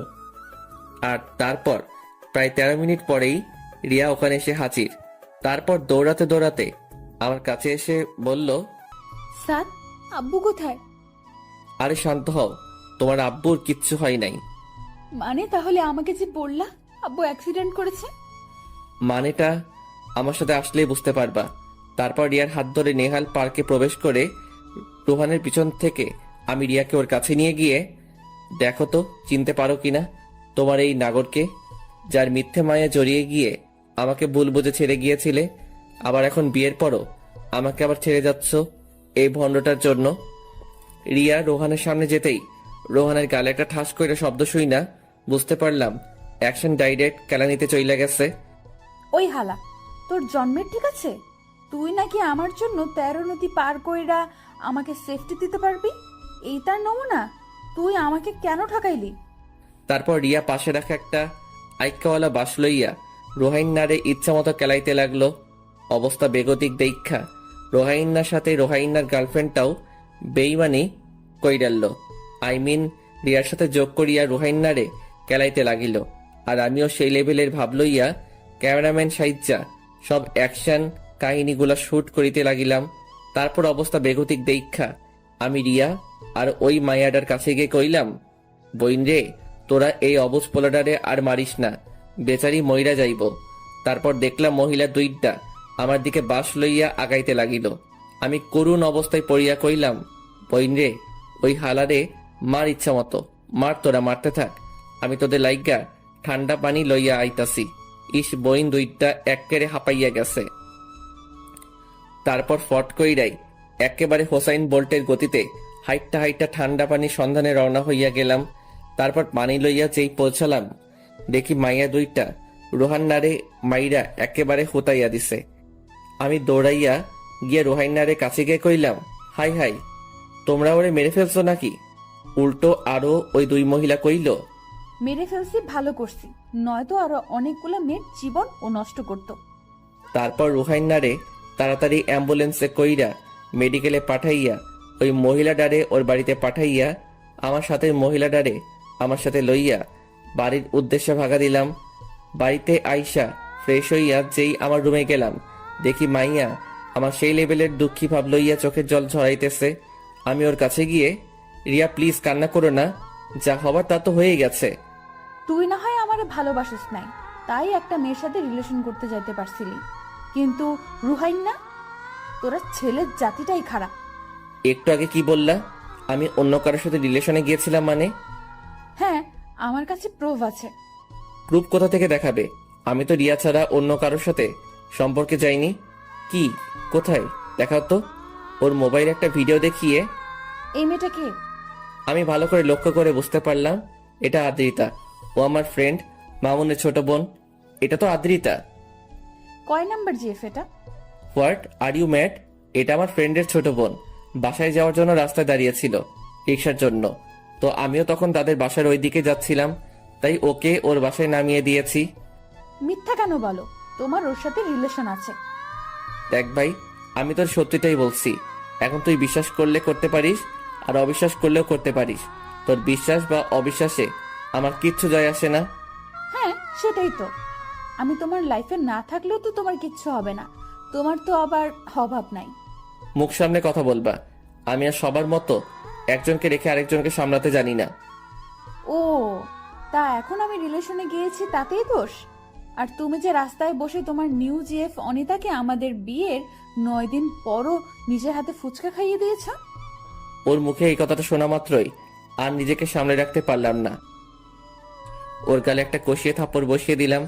গালে হাত দিয়ে আমার দিকে অবাক হয়ে তাকিয়ে চোখের কোণে পানি টলমল করছে। তুমি? হ্যাঁ, আমি অনেক সহ্য করছি তোমার ফালতু বকবকানি, মিথ্যা অপবাদ। আর কত দিবা? আমার লাইফটা তুমি বরবাদ করে দিয়েছ। আনিতা আমার ভাগ্নি হয়, ও মাত্র ক্লাস 6-এ পড়ে, আর তুমি ওকেও রেহাই দিলা না। একটা মানুষের মনের চিন্তাধারা যে এতটা নীচ আর জঘন্য হতে পারে তা আমার ভাবা ছিল না। আর শুনো, আমি এই রিয়া ছাড়া আর অন্য কাউকে মন দিতে পারিনি, তাই অন্য কারোর সাথে সম্পর্কেও জড়াতে পারিনি। তুমি আদ্রিতা আর আনিতার সাথে কথা বলে দেখতে পারো। আর এই দুইজনেই তোমার কথা খুব ভালোভাবে জানে, আর তারা এও জানে তুমি আমার বিবাহিতা স্ত্রী। কি? তাহলে আফরিনও আমার সাথে বেইমানি করলো? মানে? চলো এক্ষুনি আফরিনের বাসায় যাব। তোমার প্রয়োজন থাকলে তুমি যাও, আমি যেতে পারবো না। আমার হাতটা ছেড়ে দিয়ে।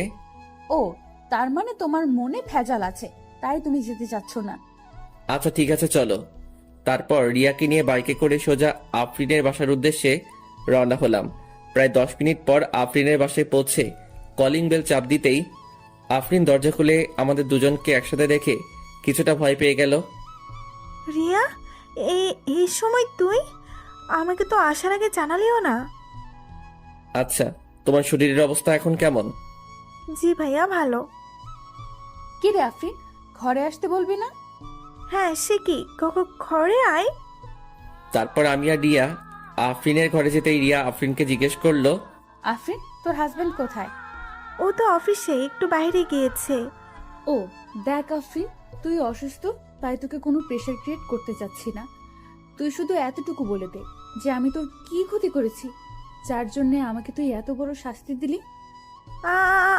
আমি আবার কি করলাম? তুই গত মাসে আমাকে কয়েকটা ছবি দেখিয়েছিলি যেখানে সাদ অনিতাকে ফুচকা খাইয়ে দিচ্ছে, আর তুই এও বলেছিলি যে সাদের সাথে নাকি অনিতার সম্পর্ক আছে, আর এটা তুই অনিতার মুখ থেকেই জেনেছিলি। আফরিন চুপচাপ হয়ে নিচের দিকে তাকিয়ে বসে আছে। কি ব্যাপার, কিছু বলছিস না যে? তুই আমার সাথে এটা কেমনে পারলি? অন্তত তুই তো জানতিস আমি সাদকে কতটা ভালোবাসতাম। ওর সাথে সম্পর্কে যাওয়ার কিছুদিন পরই রোহান আমাকে আজে বাজে কিছু মিথ্যা নাটক সাজিয়ে আমার কাছে সাদকে খারাপ বানিয়ে আমাকে সাদের জীবন থেকে সরিয়ে দিয়েছিল। ভেবেছিলাম বিয়ের পর অন্তত সাদকে আমি আমার রূপের জালে ফাঁসিয়ে আমার প্রেমে ফেলে দিব। ভাবতাম ও তো অন্য কারোর সাথে রিলেশন বিয়ের আগে করেছে। বিয়ের পর তো অনেকেই আছে যারা ভালো হয়ে যায়, অথচ দেখ সাদ কিন্তু আমি ছাড়া কখনো কারোর সাথে রিলেশনে যায়নি। এই ছেলেটা আমার সুখের জন্য সব করেছে, আর বিনিময়ে আমি তাকে শুধু কষ্টই দিয়েছি। তুই জানিস আফরিন ও আমাকে কতটা ভালোবাসে? আমি আমাদের বিয়ের 9 দিনের মাথায় যখন আমাকে জানিয়েছিলি সাদ অনিতার সাথে রিলেশন করে, তারপর আবারও আমার কাছ থেকে মন ভেঙে গেল। জানিস অনেক কান্না করেছি সেদিন। যেদিন মানুষটাকে এতটা ভালোবাসি সেই মানুষটার কাছেই নিচে থেকে ডিভোর্স চেয়েছি, আর ও আমার সুখের জন্য আমাকে ডিভোর্স দিতেও রাজি হয়েছে। আজ ওর আম্মুর কাছে এই দোষ নিজের ঘাড়ে চাপিয়ে আমাকে ওর আম্মুর কাছে ভালো মেয়ে হিসেবে রেখে দিয়েছে। অথচ দেখ ওর আম্মু এই কারণে আর ওর সাথে কথা বলা বন্ধ করে দিয়েছে। একটা মানুষকে আর কত কষ্ট দেওয়া যায়। আচ্ছা আফরিন, তোর উপর আমার কোনো প্রতিশোধ নেওয়ার ইচ্ছে নেই, শুধু এইটুকু আমি জানতে চাই আমি তোর কি এমন ক্ষতি করেছিলাম যার জন্য তুই আমাকে এত বড় শাস্তি দিলি? এখানে তোর কোনো দোষ নেই, এখানে পুরো অপরাধটাই আমার। গত মাসে তোর ভাই কিডনির সমস্যার জন্য মেডিকেলে ভর্তি করিয়েছিলাম। হ্যাঁ সেটাই তো আমি জানি, কিন্তু তুই এটা জানিস না ওকে সুস্থ করে তুলতে আমার তখন 10 লাখ টাকার মতো লাগতো। জানিস আত্মীয় স্বজনদের মধ্যে কারোর কাছে তখন 1 টাকাও পাইনি। আমরা তো মধ্যবিত্ত, কোথা থেকে এত টাকা জোগাড় করবো বল? আর অন্যদিকে সাপির মৃত্যুর মুখে ঢলে পড়ছিল প্রতিটা মুহূর্তে। রিয়া, তুই আমাকে শাস্তি দে। বিশ্বাস কর সাত ভাই অনেক ভালো, আর তুই অনেক ভাগ্যবতী একটা মেয়ে যে 7 ভাইয়ের একটা মানুষকে তোর লাইফ পার্টনার হিসেবে পেয়েছিস। রিয়া জানিস এই টাকার জন্য যখন আমার দিশাহারার মতো অবস্থা, তখন আমার কাছে একটা বাজে প্রস্তাব আসে, আর সেই প্রস্তাবটা নিয়ে এসেছিল রোহান। ও তখন বলেছিল যদি আমি তোর চোখে সাদকে খারাপ বানিয়ে তোদের আলাদা করতে পারি তাহলে রোহান আমাকে 10 লাখ টাকা দেবে। আর আমিও আমার স্বামীকে বাঁচানোর জন্য এত বড় একটা খারাপ কাজ করতে রাজি হয়েছিলাম। তুই শুধুমাত্র টাকার জন্য? ছি, তুই আমাকে বলতে পারতি আমি তোকে টাকা দিতাম। আমাকে মাফ করে দে, আমি খুব বড় অন্যায় করে ফেলেছি। আফরিনের কথায় কান্না দিয়ে আমার হাত ধরে বলল, সাথ চলো বাসায় যাব। তারপর রিয়াকে নিয়ে বাসায় চলে আসলাম। রাতে বিছানায় শুয়ে আছি, এমন সময় রিয়া এসে আমার পা জড়িয়ে ধরে কান্না করতে করতে বলল, সাদ আমার ভুল হয়ে গিয়েছে, আমাকে মাফ করে দাও। দেখো যা হবার তা হয়ে গিয়েছে, এখন আর আমার কিছু করার নেই। ডিভোর্স পেপারটা হাতে আসলেই আমি সাইন করে তোমাকে মুক্তি দিয়ে দিব। সাদ আমি তো ইচ্ছে করে কিছু করিনি, আর আমি তো তোমায় ভালোবাসি। দেখো আমি তোমার কোনো কথা শুনতে চাই না, প্লিজ আমাকে আমার মতো থাকতে দাও। আচ্ছা তুমি খাটে ঘুমিয়ে যাও, আমি নিচে ঘুমাবো। তারপর রিয়ার কথার কোনো উপেক্ষা না করেই আমি নিচে বিছানা করে শুয়ে পড়লাম। পরের দিন সকালে নাস্তা করে বাইরে বেরোতে যাব, ঠিক তখনই রিয়া আমার সামনে এসে আমাকে হঠাৎ করে জড়িয়ে ধরে হু হু করে কান্না করে দিল। এই কি হয়েছে, এমন বোকার মতো কান্না করতেছো কেন? প্লিজ আমায় ছেড়ে দিও না, আমি তোমায় অনেক ভালোবাসি।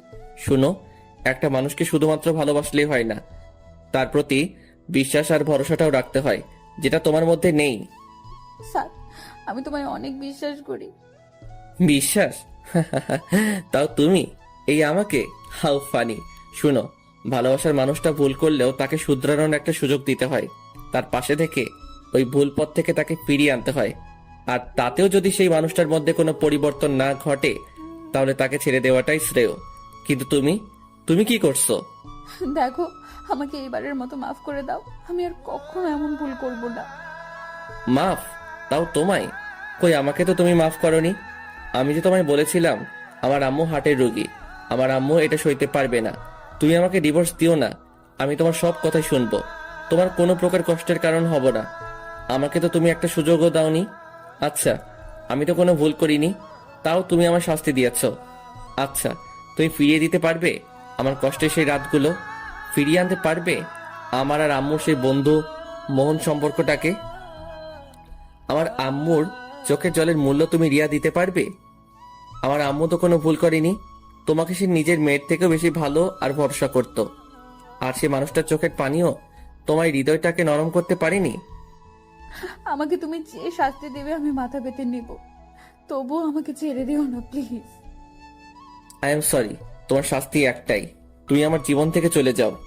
কথাটা বলেই আমি আমার বাইরে চলে আসলাম। রুবেলকে আর হাবিবকে কল দিয়ে আড্ডাখানায় আসতে বলে আমিও আড্ডাখানায় চলে গেলাম। তারপর ওদের সাথে আড্ডা দিয়ে দুপুরের দিকে বাসায় ফিরে গোসল করে দুপুরের খাবার খেয়ে একটু বিশ্রাম নিচ্ছিলাম। তখনই খেয়াল করলাম রিয়া রুমে বসে নীরবে চোখে জল ফেলতেছে। হঠাৎ করে কেমন যেন একটু মায়া হলো। আমি উঠে তার কাছে গিয়ে বসলাম। তারপর ওকে বললাম, দেখো রিয়া, কান্না করলে আর এখন কোনো লাভ হবে না। এত সুন্দর চেহারাটা শুধু শুধু খারাপ করো না। আমি একদিকে কান্না করতেছি আর তুই মজা লস? লেখোকা, আমি মজা লইলাম কই? আমি তো তোমাকে ভালো উপদেশ দিচ্ছি। দেখো, তোমার এই সুন্দর চেহারাটা নষ্ট হয়ে গেলে আর কেউই তোমার দিকে ফিরেও তাকাবে না। আর রোহানের মতো ছেলেরা তোমাকে পাওয়ার আকাঙ্ক্ষাও করবে না। তখন তোমার কি হবে? প্লিজ কান্না করো না। তুমি থাকো তোমার উপদেশ নিয়ে। কথাটা কইয়াই এক বদনা রাগ আমার দিকে ছুঁড়ে মাইরা আর এক বস্তা রাগ তাহার সাথে লইয়া ছাদের উদ্দেশ্যে ভাগা দিল। যা বাবা, বেশি কষ্ট দিয়ে ফেললাম না তো? নিশ্চয় এখন ছাদে গিয়ে ফুপিয়ে ফুপিয়ে কান্না করবে। থাক, কষ্ট পাক গিয়ে, সে কষ্ট পাইলে আমার কি? একটু কষ্ট করে বোঝুক, অন্য কাউকে কষ্ট দিলে তা সহ্য করতে তা কতটা কষ্ট হয়। তারপর আমিও হাত পা ছাইরা দিয়া সেই লেভেলের একটা ঘুম দিলাম। বিকেলের দিকে ঘুম ভাঙলো রুবেলের কলের রিংটং এর আওয়াজে। কিরে? কি রে বেটা, কই তুই? বাসায় ঘুমাইতেছি। তাড়াতাড়ি ঘুমটা পকেটে লয়ে আড্ডাখানায় আয়। আচ্ছা ভাই, মই আইতে আসি। তারপর বিছানা থেকে উঠে ফ্রেশ হয়ে আড্ডাখানার উদ্দেশ্যে বেরিয়ে পড়লাম। তারপর হারামিগুলোর সাথে আড্ডা শেষ করে রাতে বাসায় ফিরলাম। রাতের খাবার শেষ করে যে খাবার টেবিল থেকে উঠতে যাব, ঠিক তখনই লক্ষ্য করলাম রিয়া খাবার শুধু নাড়াচাড়া করছে, কিন্তু খাচ্ছে না। রিয়া, খাচ্ছ না কেন? আমার দিকে করুণ দৃষ্টিতে তাকিয়ে বলল, আমার খেতে ইচ্ছে করে না। মা, আমার তোমার কিছু হয়েছে? শরীর খারাপ? না বাবা, আমি ঠিক আছি। বিকালে হালকা কিছু খেয়েছি তো, তাই ক্ষুধা মরে গেছে। আচ্ছা, জোর করে খেয়ে নাও। কথাটা বলেই আমি আমার রুমে এসে কানে হেডফোন গুঁজে গান শুনতে শুনতে ঘুমিয়ে পড়লাম। 3 দিন পর রাতে বিছানায় শুয়ে আছি। এমন সময় রিয়া আমার কাছে এসে বলল, আমার কিছু বলার ছিল। বলো। তুমি তো বলো ছেড়ে যাওয়া না, মানিয়ে নেওয়াটাই ভালোবাসা। তাহলে তুমি আমাকে এখন ছেড়ে দিচ্ছ কেন? দেখো, তুই যদি ভুল করতে বা আমায় শুধুমাত্র ছেড়ে যেতে, তাহলে আমি তোমায় মানিয়ে নিতাম। কিন্তু তুমি তো আমাকে শুধু ছেড়ে যাওনি, আমাকে দিনের পর দিন ঠকিয়েছ। বিয়ের আগে না হয় আমাকে কিছু না বলেই তুমি ছেড়ে গিয়েছিলে, কারণ আমি শুধুমাত্র একাই কষ্ট পেতাম। কিন্তু বিয়ের পর তুমি শুধু আমাকে ছেড়ে যাচ্ছিলে না, ছেড়ে যাচ্ছিলে আমার মা বাবা সবাইকে। তাদের বিশ্বাসের বুকে তুমি নিজ হাতে ছুরি চালিয়েছ। তারপরও আমি সবকিছুই মেনে নিতাম, কিন্তু তুমি আমাকে ছেড়ে গিয়ে অন্য কারোর সাথে সম্পর্কে জড়িয়ে গিয়েছ। আচ্ছা, কখনো যদি আমার ফ্যামিলির কেউ জানতে পারে তুমি আমাকে রেখে অন্য একটা ছেলের সাথে, ছি, তোমার এই সুন্দর চেহারাটা দেখলেও এখন আমার অসম্ভব ঘৃণা হয়। আর তুমি কথায় কথায় বলো তুমি আমায় ভালোবাসো। আচ্ছা, এটা কি সত্যি ভালোবাসা? তুমি কোথাকার কোন ছেলের কথায় আমাকে অবিশ্বাস করে ফেললে? আমাকে একটাবার অন্তত জিজ্ঞেস তো করতে পারতে। আর আমাকে জিজ্ঞেস না করলেও তো তুমি অন্তত একটু খোঁজ নিয়ে তো দেখতে পারতে। তুমি আমায় অন্য একটা মানুষের কথায় হুট করে ছেড়ে দিলে। তা কাল যে অন্য কেউ এসে তোমাকে একটা বানিয়ে মিথ্যা প্রুফ দেখাইলো, আবার আমাকে ছেড়ে যাবা না, তার কোনো ভরসা তো নেই। আগে ভালোবাসার মানুষটাকে বিশ্বাস করতে শেখো, নয়তো জীবনে সবটুকু ভালোবাসা উজাড় করে দিলেও তুমি তার সাথে কখনোই সুখী হবা না। সুখটা হচ্ছে আমাদের নিজের রুচির আর বিলাসিতার উপর নির্ভর করে। যার রুচি আর বিলাসিতা যত কম, তার সুখ ততই বেশি। যাও, অনেক রাত হয়েছে, ঘুমিয়ে পড়ো। আচ্ছা, আমাকে কি কখনো তুমি মাফ করবে না? রিয়া, ঘুমাও গিয়ে, অনেক রাত হয়েছে। তার মানে আমাকে তুমি মাফ করবেই না? রিয়া প্লিজ, ডিস্টার্ব করো না তো, ঘুমাও প্লিজ। পরের দিন বিকেলের দিকে হারামিগুলোর সাথে আড্ডা দিতেছি। এমন সময় আম্মুর কল পেয়ে অনেকটাই চমকে উঠলাম। আম্মু আমার সাথে রিয়া আর আমার ডিভোর্সের কথাটা জানার পর আর আমার সাথে কথা বলেনি, আর আজ কল দিয়ে দিল। আমি তাড়াহুড়ো করে কলটা রিসিভ করতেই ওপাশ থেকে আম্মু ভয়ার্থ কণ্ঠে বলে উঠল, সাদ, বাসায় আয় এক্ষুনি। রিয়া কেমন যেন করছে, মনে হয় উল্টোপাল্টা কিছু খেয়েছে। ওর অবস্থা খুবই খারাপ, তুই তাড়াতাড়ি আয়। আমি আর এক মুহূর্তের জন্য দেরি না করেই বাসার উদ্দেশ্যে দৌড় দিলাম। আমার এমন পাগলামো দেখে রুবেল আর হাবিবও আমার সাথে সাথে দৌড় দিল। সাদ, কি হয়েছে? আমি কিছু বলতে পারছি না, শুধু দৌড়াচ্ছি। সাদ প্লিজ, কি হয়েছে বল। প্লিজ, তোর আমার সাথে আয়।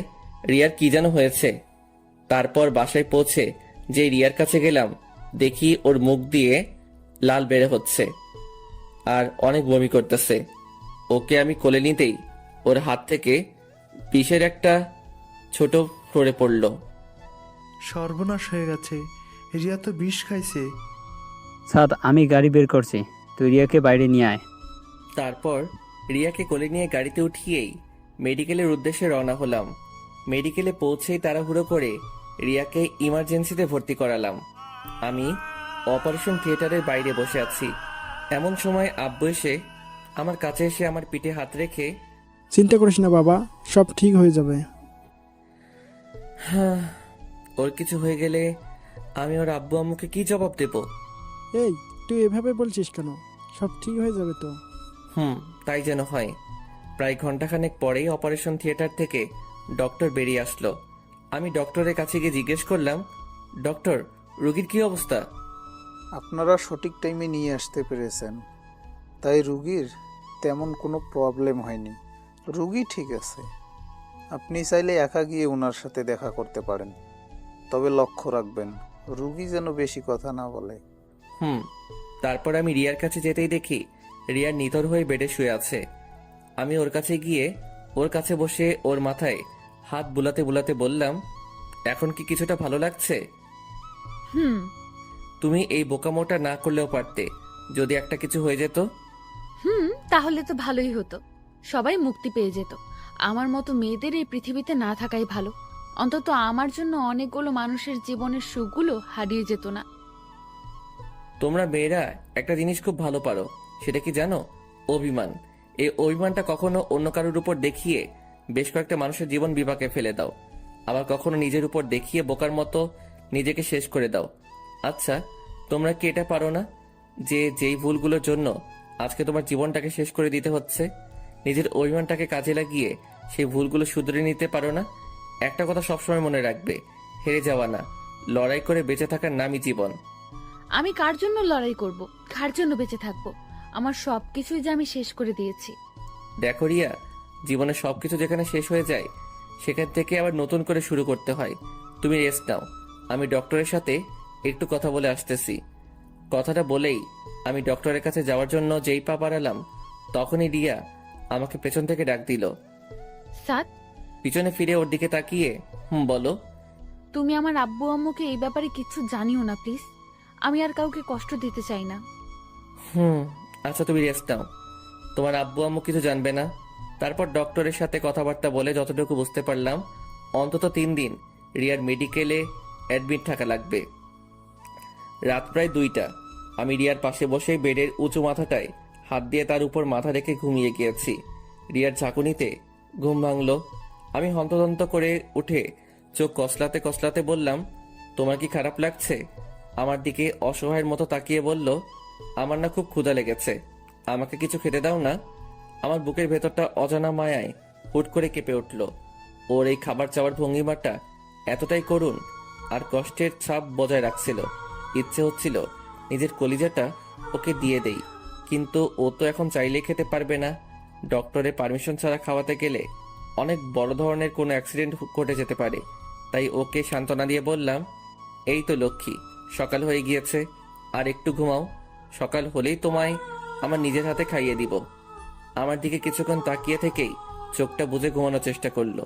তারপর সকালে ডক্টর আসার পর রিয়াকে চেক আপ করে ডক্টর জানালো যে দুপুরের দিকে তাকে খাওয়ানো যাবে, তবে খুব অল্প পরিমাণ খাবার খাওয়াতে হবে।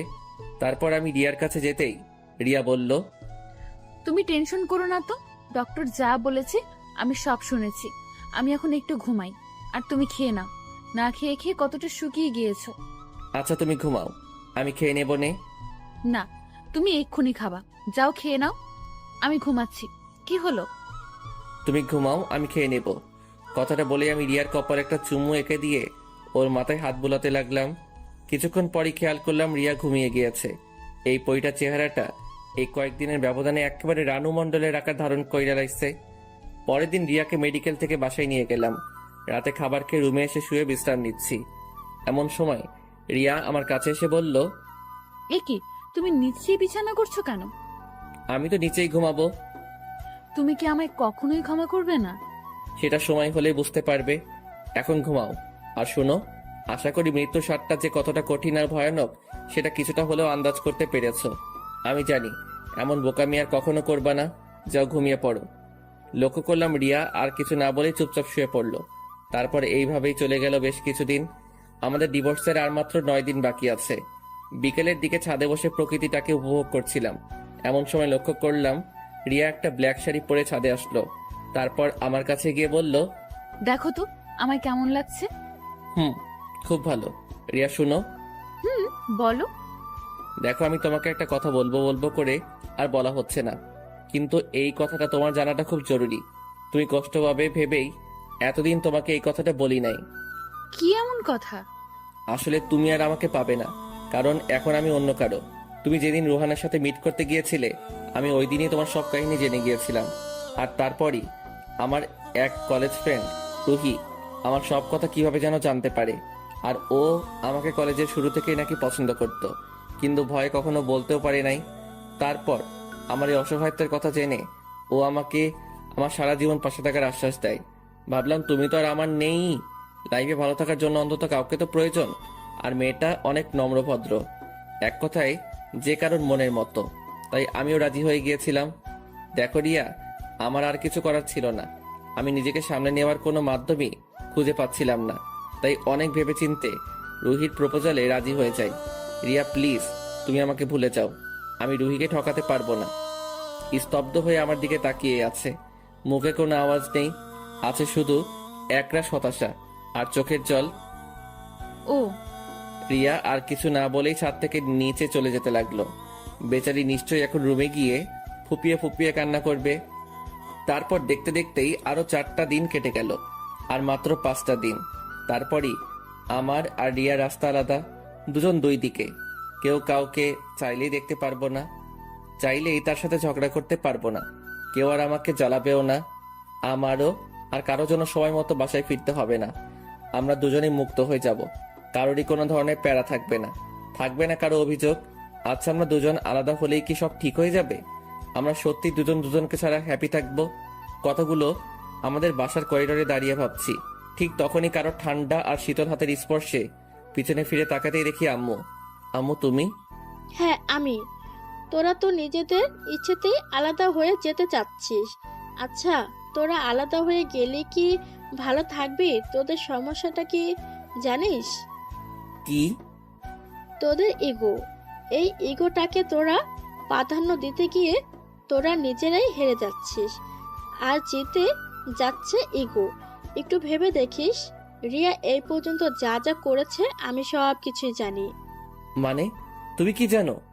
রোহানের ব্যাপার থেকে শুরু করে সব কিছুই জানি। তবে মেয়েটা না বুঝে ভুল করে ফেলেছে, তাই বলে তুই ওর মতো ভুল করবি? কথাটা বলেই আম্মু রুমের দিকে পা বাড়ালো। আমারও কেন যেন কিছু ভালো লাগছিল না, তাই রুমে গিয়ে একটু ঘুমানোর চেষ্টা করলাম, কিন্তু কিছুতেই ঘুম আসছিল না। এমন সময় রিয়া এসে বলল, তুমি কি ফ্রি আছো? কিন্তু কেন? না মানে একটু আমাদের বাসায় যাবা? আব্বু আম্মুকে খুব দেখতে ইচ্ছে করছে। কিছুদিন পরেই তো একবারের জন্য তোমার আব্বু আম্মুর কাছে চলে যাবে। এই কথাটা বলতে গিয়েও কেন যেন বলতে পারলাম না। আচ্ছা কখন যাবে? মুখে মলিন হাসি বজায় রেখে বলল, বিকেলে। আচ্ছা ঠিক আছে। তারপর বিকেল হতেই রিয়াকে নিয়ে ওর বাসার উদ্দেশ্যে রওনা হলাম। গাড়িতে বসে আছি, এমন সময় রিয়া আমাকে বলে উঠল, সাত, এইটা হয়তো আমাদের বাসায় তোমার শেষ যাওয়া, তাই না? হয়তো। আচ্ছা, তোমার হাতটা একটু ধরতে পারি? আমি রিয়ার দিকে তাকাতেই দেখি ও কান্না করতেছে। ধরো। আর শুনো, এখন আর কান্না করে কোনো লাভ হবে না, নিজেকে সামলে নেওয়ার চেষ্টা করো। বিলিভ করো, আমি না অনেক ট্রাই করেছি, কিন্তু আমি কি করব, আমি যে পারছি না। সময় নাও, আস্তে আস্তে সব ঠিক হয়ে যাবে। কিছুক্ষণ পরেই আমরা আমাদের গন্তব্যে পৌঁছালাম, মানে আমার শ্বশুর বাড়িতে। তারপর শ্বশুর বাড়িতে যেই পা রাখলাম, আমার মহামান্য শ্বশুর মশাই আমাকে দেখিবা মাত্রই মুখে এক গাঁটটি হাসি বজায় রাখা আমার দিকে এগোতে এগোতে বলল, আরে আমার জামাই বাবা আসছে, তা এতদিন পর আমার কথা মনে পড়লো? আব্বাজান, আমার তো আপনার কথা প্রতি মুহূর্তেই মনে পড়ে, তাই তো আপনাকে দেখতে চলে এলাম। তা আব্বাজান, আপনি ভালো আছেন তো? বাবা, তুমি চলে আসছো না, এখন তো এমনিতেই ভালো থাকুন। যাও বাবা, ফ্রেশ হয়ে রুমে গিয়ে একটু বিশ্রাম করে নাও। তারপর শাশুড়ি আম্মার খোঁজ খবর নিয়েই ফ্রেশ হয়ে রুমে এসে বিশ্রাম নিচ্ছি। এমন সময় আমার শাশুড়ি আম্মা আয়শা আমার আব্বু আম্মু সহ আমার 14 গোষ্ঠীর খোঁজ খবর লইয়া আবারও আমার একা রুমে থইয়া আমার শাশুড়ি আম্মা ভাগা দিল। তারপর ঘন্টাখানেক শ্বশুর বাড়িতে কাটাইয়া আবারও রিয়ারে লইয়া আমাদের বাসার উদ্দেশ্যে রওনা হইলাম। পরের দিন আর মাত্র 2 দিন, এই 2টা দিনই আমি আর রিয়া একসাথে থাকতে পারবো। তারপরই সব শেষ। দুপুরের দিকে মোবাইলের কলের রিংটংটা বেজে উঠতেই দেখি রুবেলের কল। কি রে? সাদ, তুই এক্ষুনি একটু আমাদের আড্ডাখানায় আয় তো। এখন আসতে পারবো না, আমার ভালো লাগছে না। দোস্ত, খুব জরুরি দরকার, প্লিজ তুই আয়। কি যেন কিভাবে বলে দিলাম। আচ্ছা ঠিক আছে, আসতেছি। তারপর হাতে টি শার্টটা নিয়ে আড্ডাখানার উদ্দেশ্যে বেরিয়ে পড়লাম। ওখানে যেতেই দেখি রুবেলের সাথে রিয়ার আব্বু বসা। আমি রিয়ার আব্বুর কাছে গিয়েই, আব্বা আপনি এখানে, তো বাসায় চলেন। উনি দাঁড়িয়ে আমার কাঁধের উপর হাত দিয়ে একটা দীর্ঘশ্বাস ছাড়ে। না বাবা, বাসায় যাব না। সে কি, কেন? তুমি অন্তত আমাকে জানাতে পারতে, তোমরা নিজেদের ইচ্ছা অনুযায়ী আলাদা হয়ে যাচ্ছ। আব্বা, আপনি এসব কেমনে জানলেন? কালকে রিয়াকে দেখে কেমন যেন মন মরা লাগছিল। পরে দেখলাম যে রিয়া ওয়াশরুমে গিয়ে কান্না করতেছে। আমার তখনই সন্দেহ হয় তোমাদের মধ্যে কিছু একটা হয়েছে। তারপর খোঁজ খবর নেওয়ার পর জানতে পারলাম তোমরা আলাদা হয়ে যাচ্ছ। আচ্ছা, তোমাদের সমস্যাটা ওটাও আমি জানতে চাই না, শুধু আমার কষ্টটা এখানেই তোমরা আমাদের কিছু না জানিয়ে। দেখো বাবা, আমি জানি আমার মেয়ের সাথে কেউই সুখী হতে পারবে না, কিন্তু তোমাকে দেখে আমি ভরসা পেয়েছিলাম অন্তত তুমি আমার মেয়েকে বুঝতে পারবা, তাকে কখনো ছেড়ে যাবে না। আচ্ছা, আমার একটা তাড়া আছে, আমি যাচ্ছি। আব্বা শুনেন, রিয়ার আব্বু আমার কথায় কান্না দিয়ে গাড়িতে উঠে উনার মতো উনি চলে গেল। আমিও কোনো কিছু ভাবতে পারছি না কি থেকে কি হয়ে গেল। পরের দিন রিয়াকে নিয়ে উকিলের অফিসের উদ্দেশ্যে রওনা হয়েছি। আজকেই হয়তো আমাদের বিশ্বটা আলাদা হয়ে যাবে। আর মাত্র কয়েকটা মিনিট আমরা স্বামী স্ত্রী হিসেবে থাকব। লক্ষ্য করলাম রিয়া স্তব্ধ হয়ে গাড়িতে বসে আছে, মুখে একটু হাসি নেই, আছে শুধু হাহাকার, বিষাদের যন্ত্রণার ছাপ। মেয়েটা নিজেও কখনো ভাবিনি তাকে একদিন এমন একটা কঠিন পরিস্থিতির শিকার হতে হবে। গাড়ি থেমে যাওয়ার আওয়াজে বাইরে তাকাতে দেখি আমরা আমাদের গন্তব্যে চলে এসেছি। গাড়ি থেকে নেমে রিয়াকেও নামতে বললাম। তারপর রিয়াকে নিয়ে উকিলের অফিসে ঢুকতেই উকিল সাহেব আমাদের বসতে বললেন। তা আপনাদের মতামত কি? রিয়ার দিকে তাকাতেই দেখি ও আনমনা হয়ে মানসিক রোগীর মতো স্তব্ধ হয়ে আছে। আমি রিয়াকে একটা ঝাঁকুনি দিয়ে, রিয়া তুমি ঠিক আছো তো? আমি ঠিক আছি। উকিল সাহেবকে উদ্দেশ্য করে, আমরা এই 3 মাসে যতটুকু বুঝতে পারলাম আমরা কখনোই আলাদা হয়ে ভালো থাকতে পারবো না, সো আমরা ডিভোর্স চাচ্ছি না। আমার মুখে এই কথাটা শোনা মাত্রই রিয়া হা হয়ে আমার দিকে তাকিয়ে আছে, মনে হচ্ছে আমাকে ও এর আগে কখনো দেখেই নাই। তারপর আমি রিয়ার হাতটা ধরে হ্যাঁচকা টান দিয়ে চেয়ার থেকে উঠিয়ে একটা মুচকি হাসি দিয়ে বললাম, এই যে মিস চলেন, বাসায় যেতে হবে। তারপর রিয়াও একটা সেই লেভেলের হাসি মাইরা কইল, চলেন আমার বাবুর আব্বু। তারপর সোজা গাড়িতে উইঠাই বাড়ির উদ্দেশ্যে রওনা হইলাম। গাড়িতে বসে আছি, এমন সময় রিয়া বলে উঠল, আচ্ছা একটা কথা আমি কিছুতেই মিলাতে পারছি না। কি কথা? তুমি রুহির কি হবে গো? লেখকা, তাই তো। আচ্ছা সমস্যা নাই, তোমার সতীন বানাইয়া নিমু। কি হারামজাদা, তুই শুধু আমার, অন্য কেউ ভাগ বসাতে আসলে মেরে তক্তা বানিয়ে দেব। ভাইরে, এইবার আমার কলারটা ছাড়। আর রুহি বলতে কেউ নাই, ওটা এমনি তোমাকে বলেছিলাম। কি তার মানে তুই আমাকে কষ্ট দেওয়ার জন্য? আমার বুকের কাছে জড়িয়ে নিয়ে ওলে আমার সোনাটা, তোমাকে কষ্ট দেওয়ার জন্য বলি নাই তো। তুমি যেন আমাকে কখনো ছেড়ে না যাও, ওই জন্য ওইটা করেছি। এখন তো বুঝতে পারছো প্রিয় মানুষটা অন্য কারো হয়ে গেলে কতটা কষ্ট হয়। I am really sorry. এই লক্ষ্মী, সরি বলা লাগবে না। তারপর বাসায় ফিরতেই আম্মু আমাদের দুইটারে এক লগে দেখা সেই লেভেলের শক্ট খাইয়া ফিট হইয়া গেল। আর খুশিতে গদগদ করতে আমার পেটে একখানা গোতা মাইরা কইল, আমার কিন্তু খুব তাড়াতাড়ি একটা নাতি চাই। আমিও এক ডিব্বা লজ্জা লইয়া ওই স্থান থেকে ভাগা দিয়া সোজা আমার রুমে আইসা শুইয়া ঘুমাইতে লাগিলাম। রাতের খাওয়া দাওয়া শেষ করে রুমে আসতেই রিয়ারে কইলাম, বউ গো। বলো আমার পরাণের স্বামী। আম্মা আজকে কি কইছিল মনে আছে? উনাকে ডাকে একটা নাতি আইনা দিতে হইব। যা, তোমার লজ্জা শরম নাই? পাঠকদের সামনেই এসব কথা বলতেছো। তাই তো। ভাইজান ভাগেন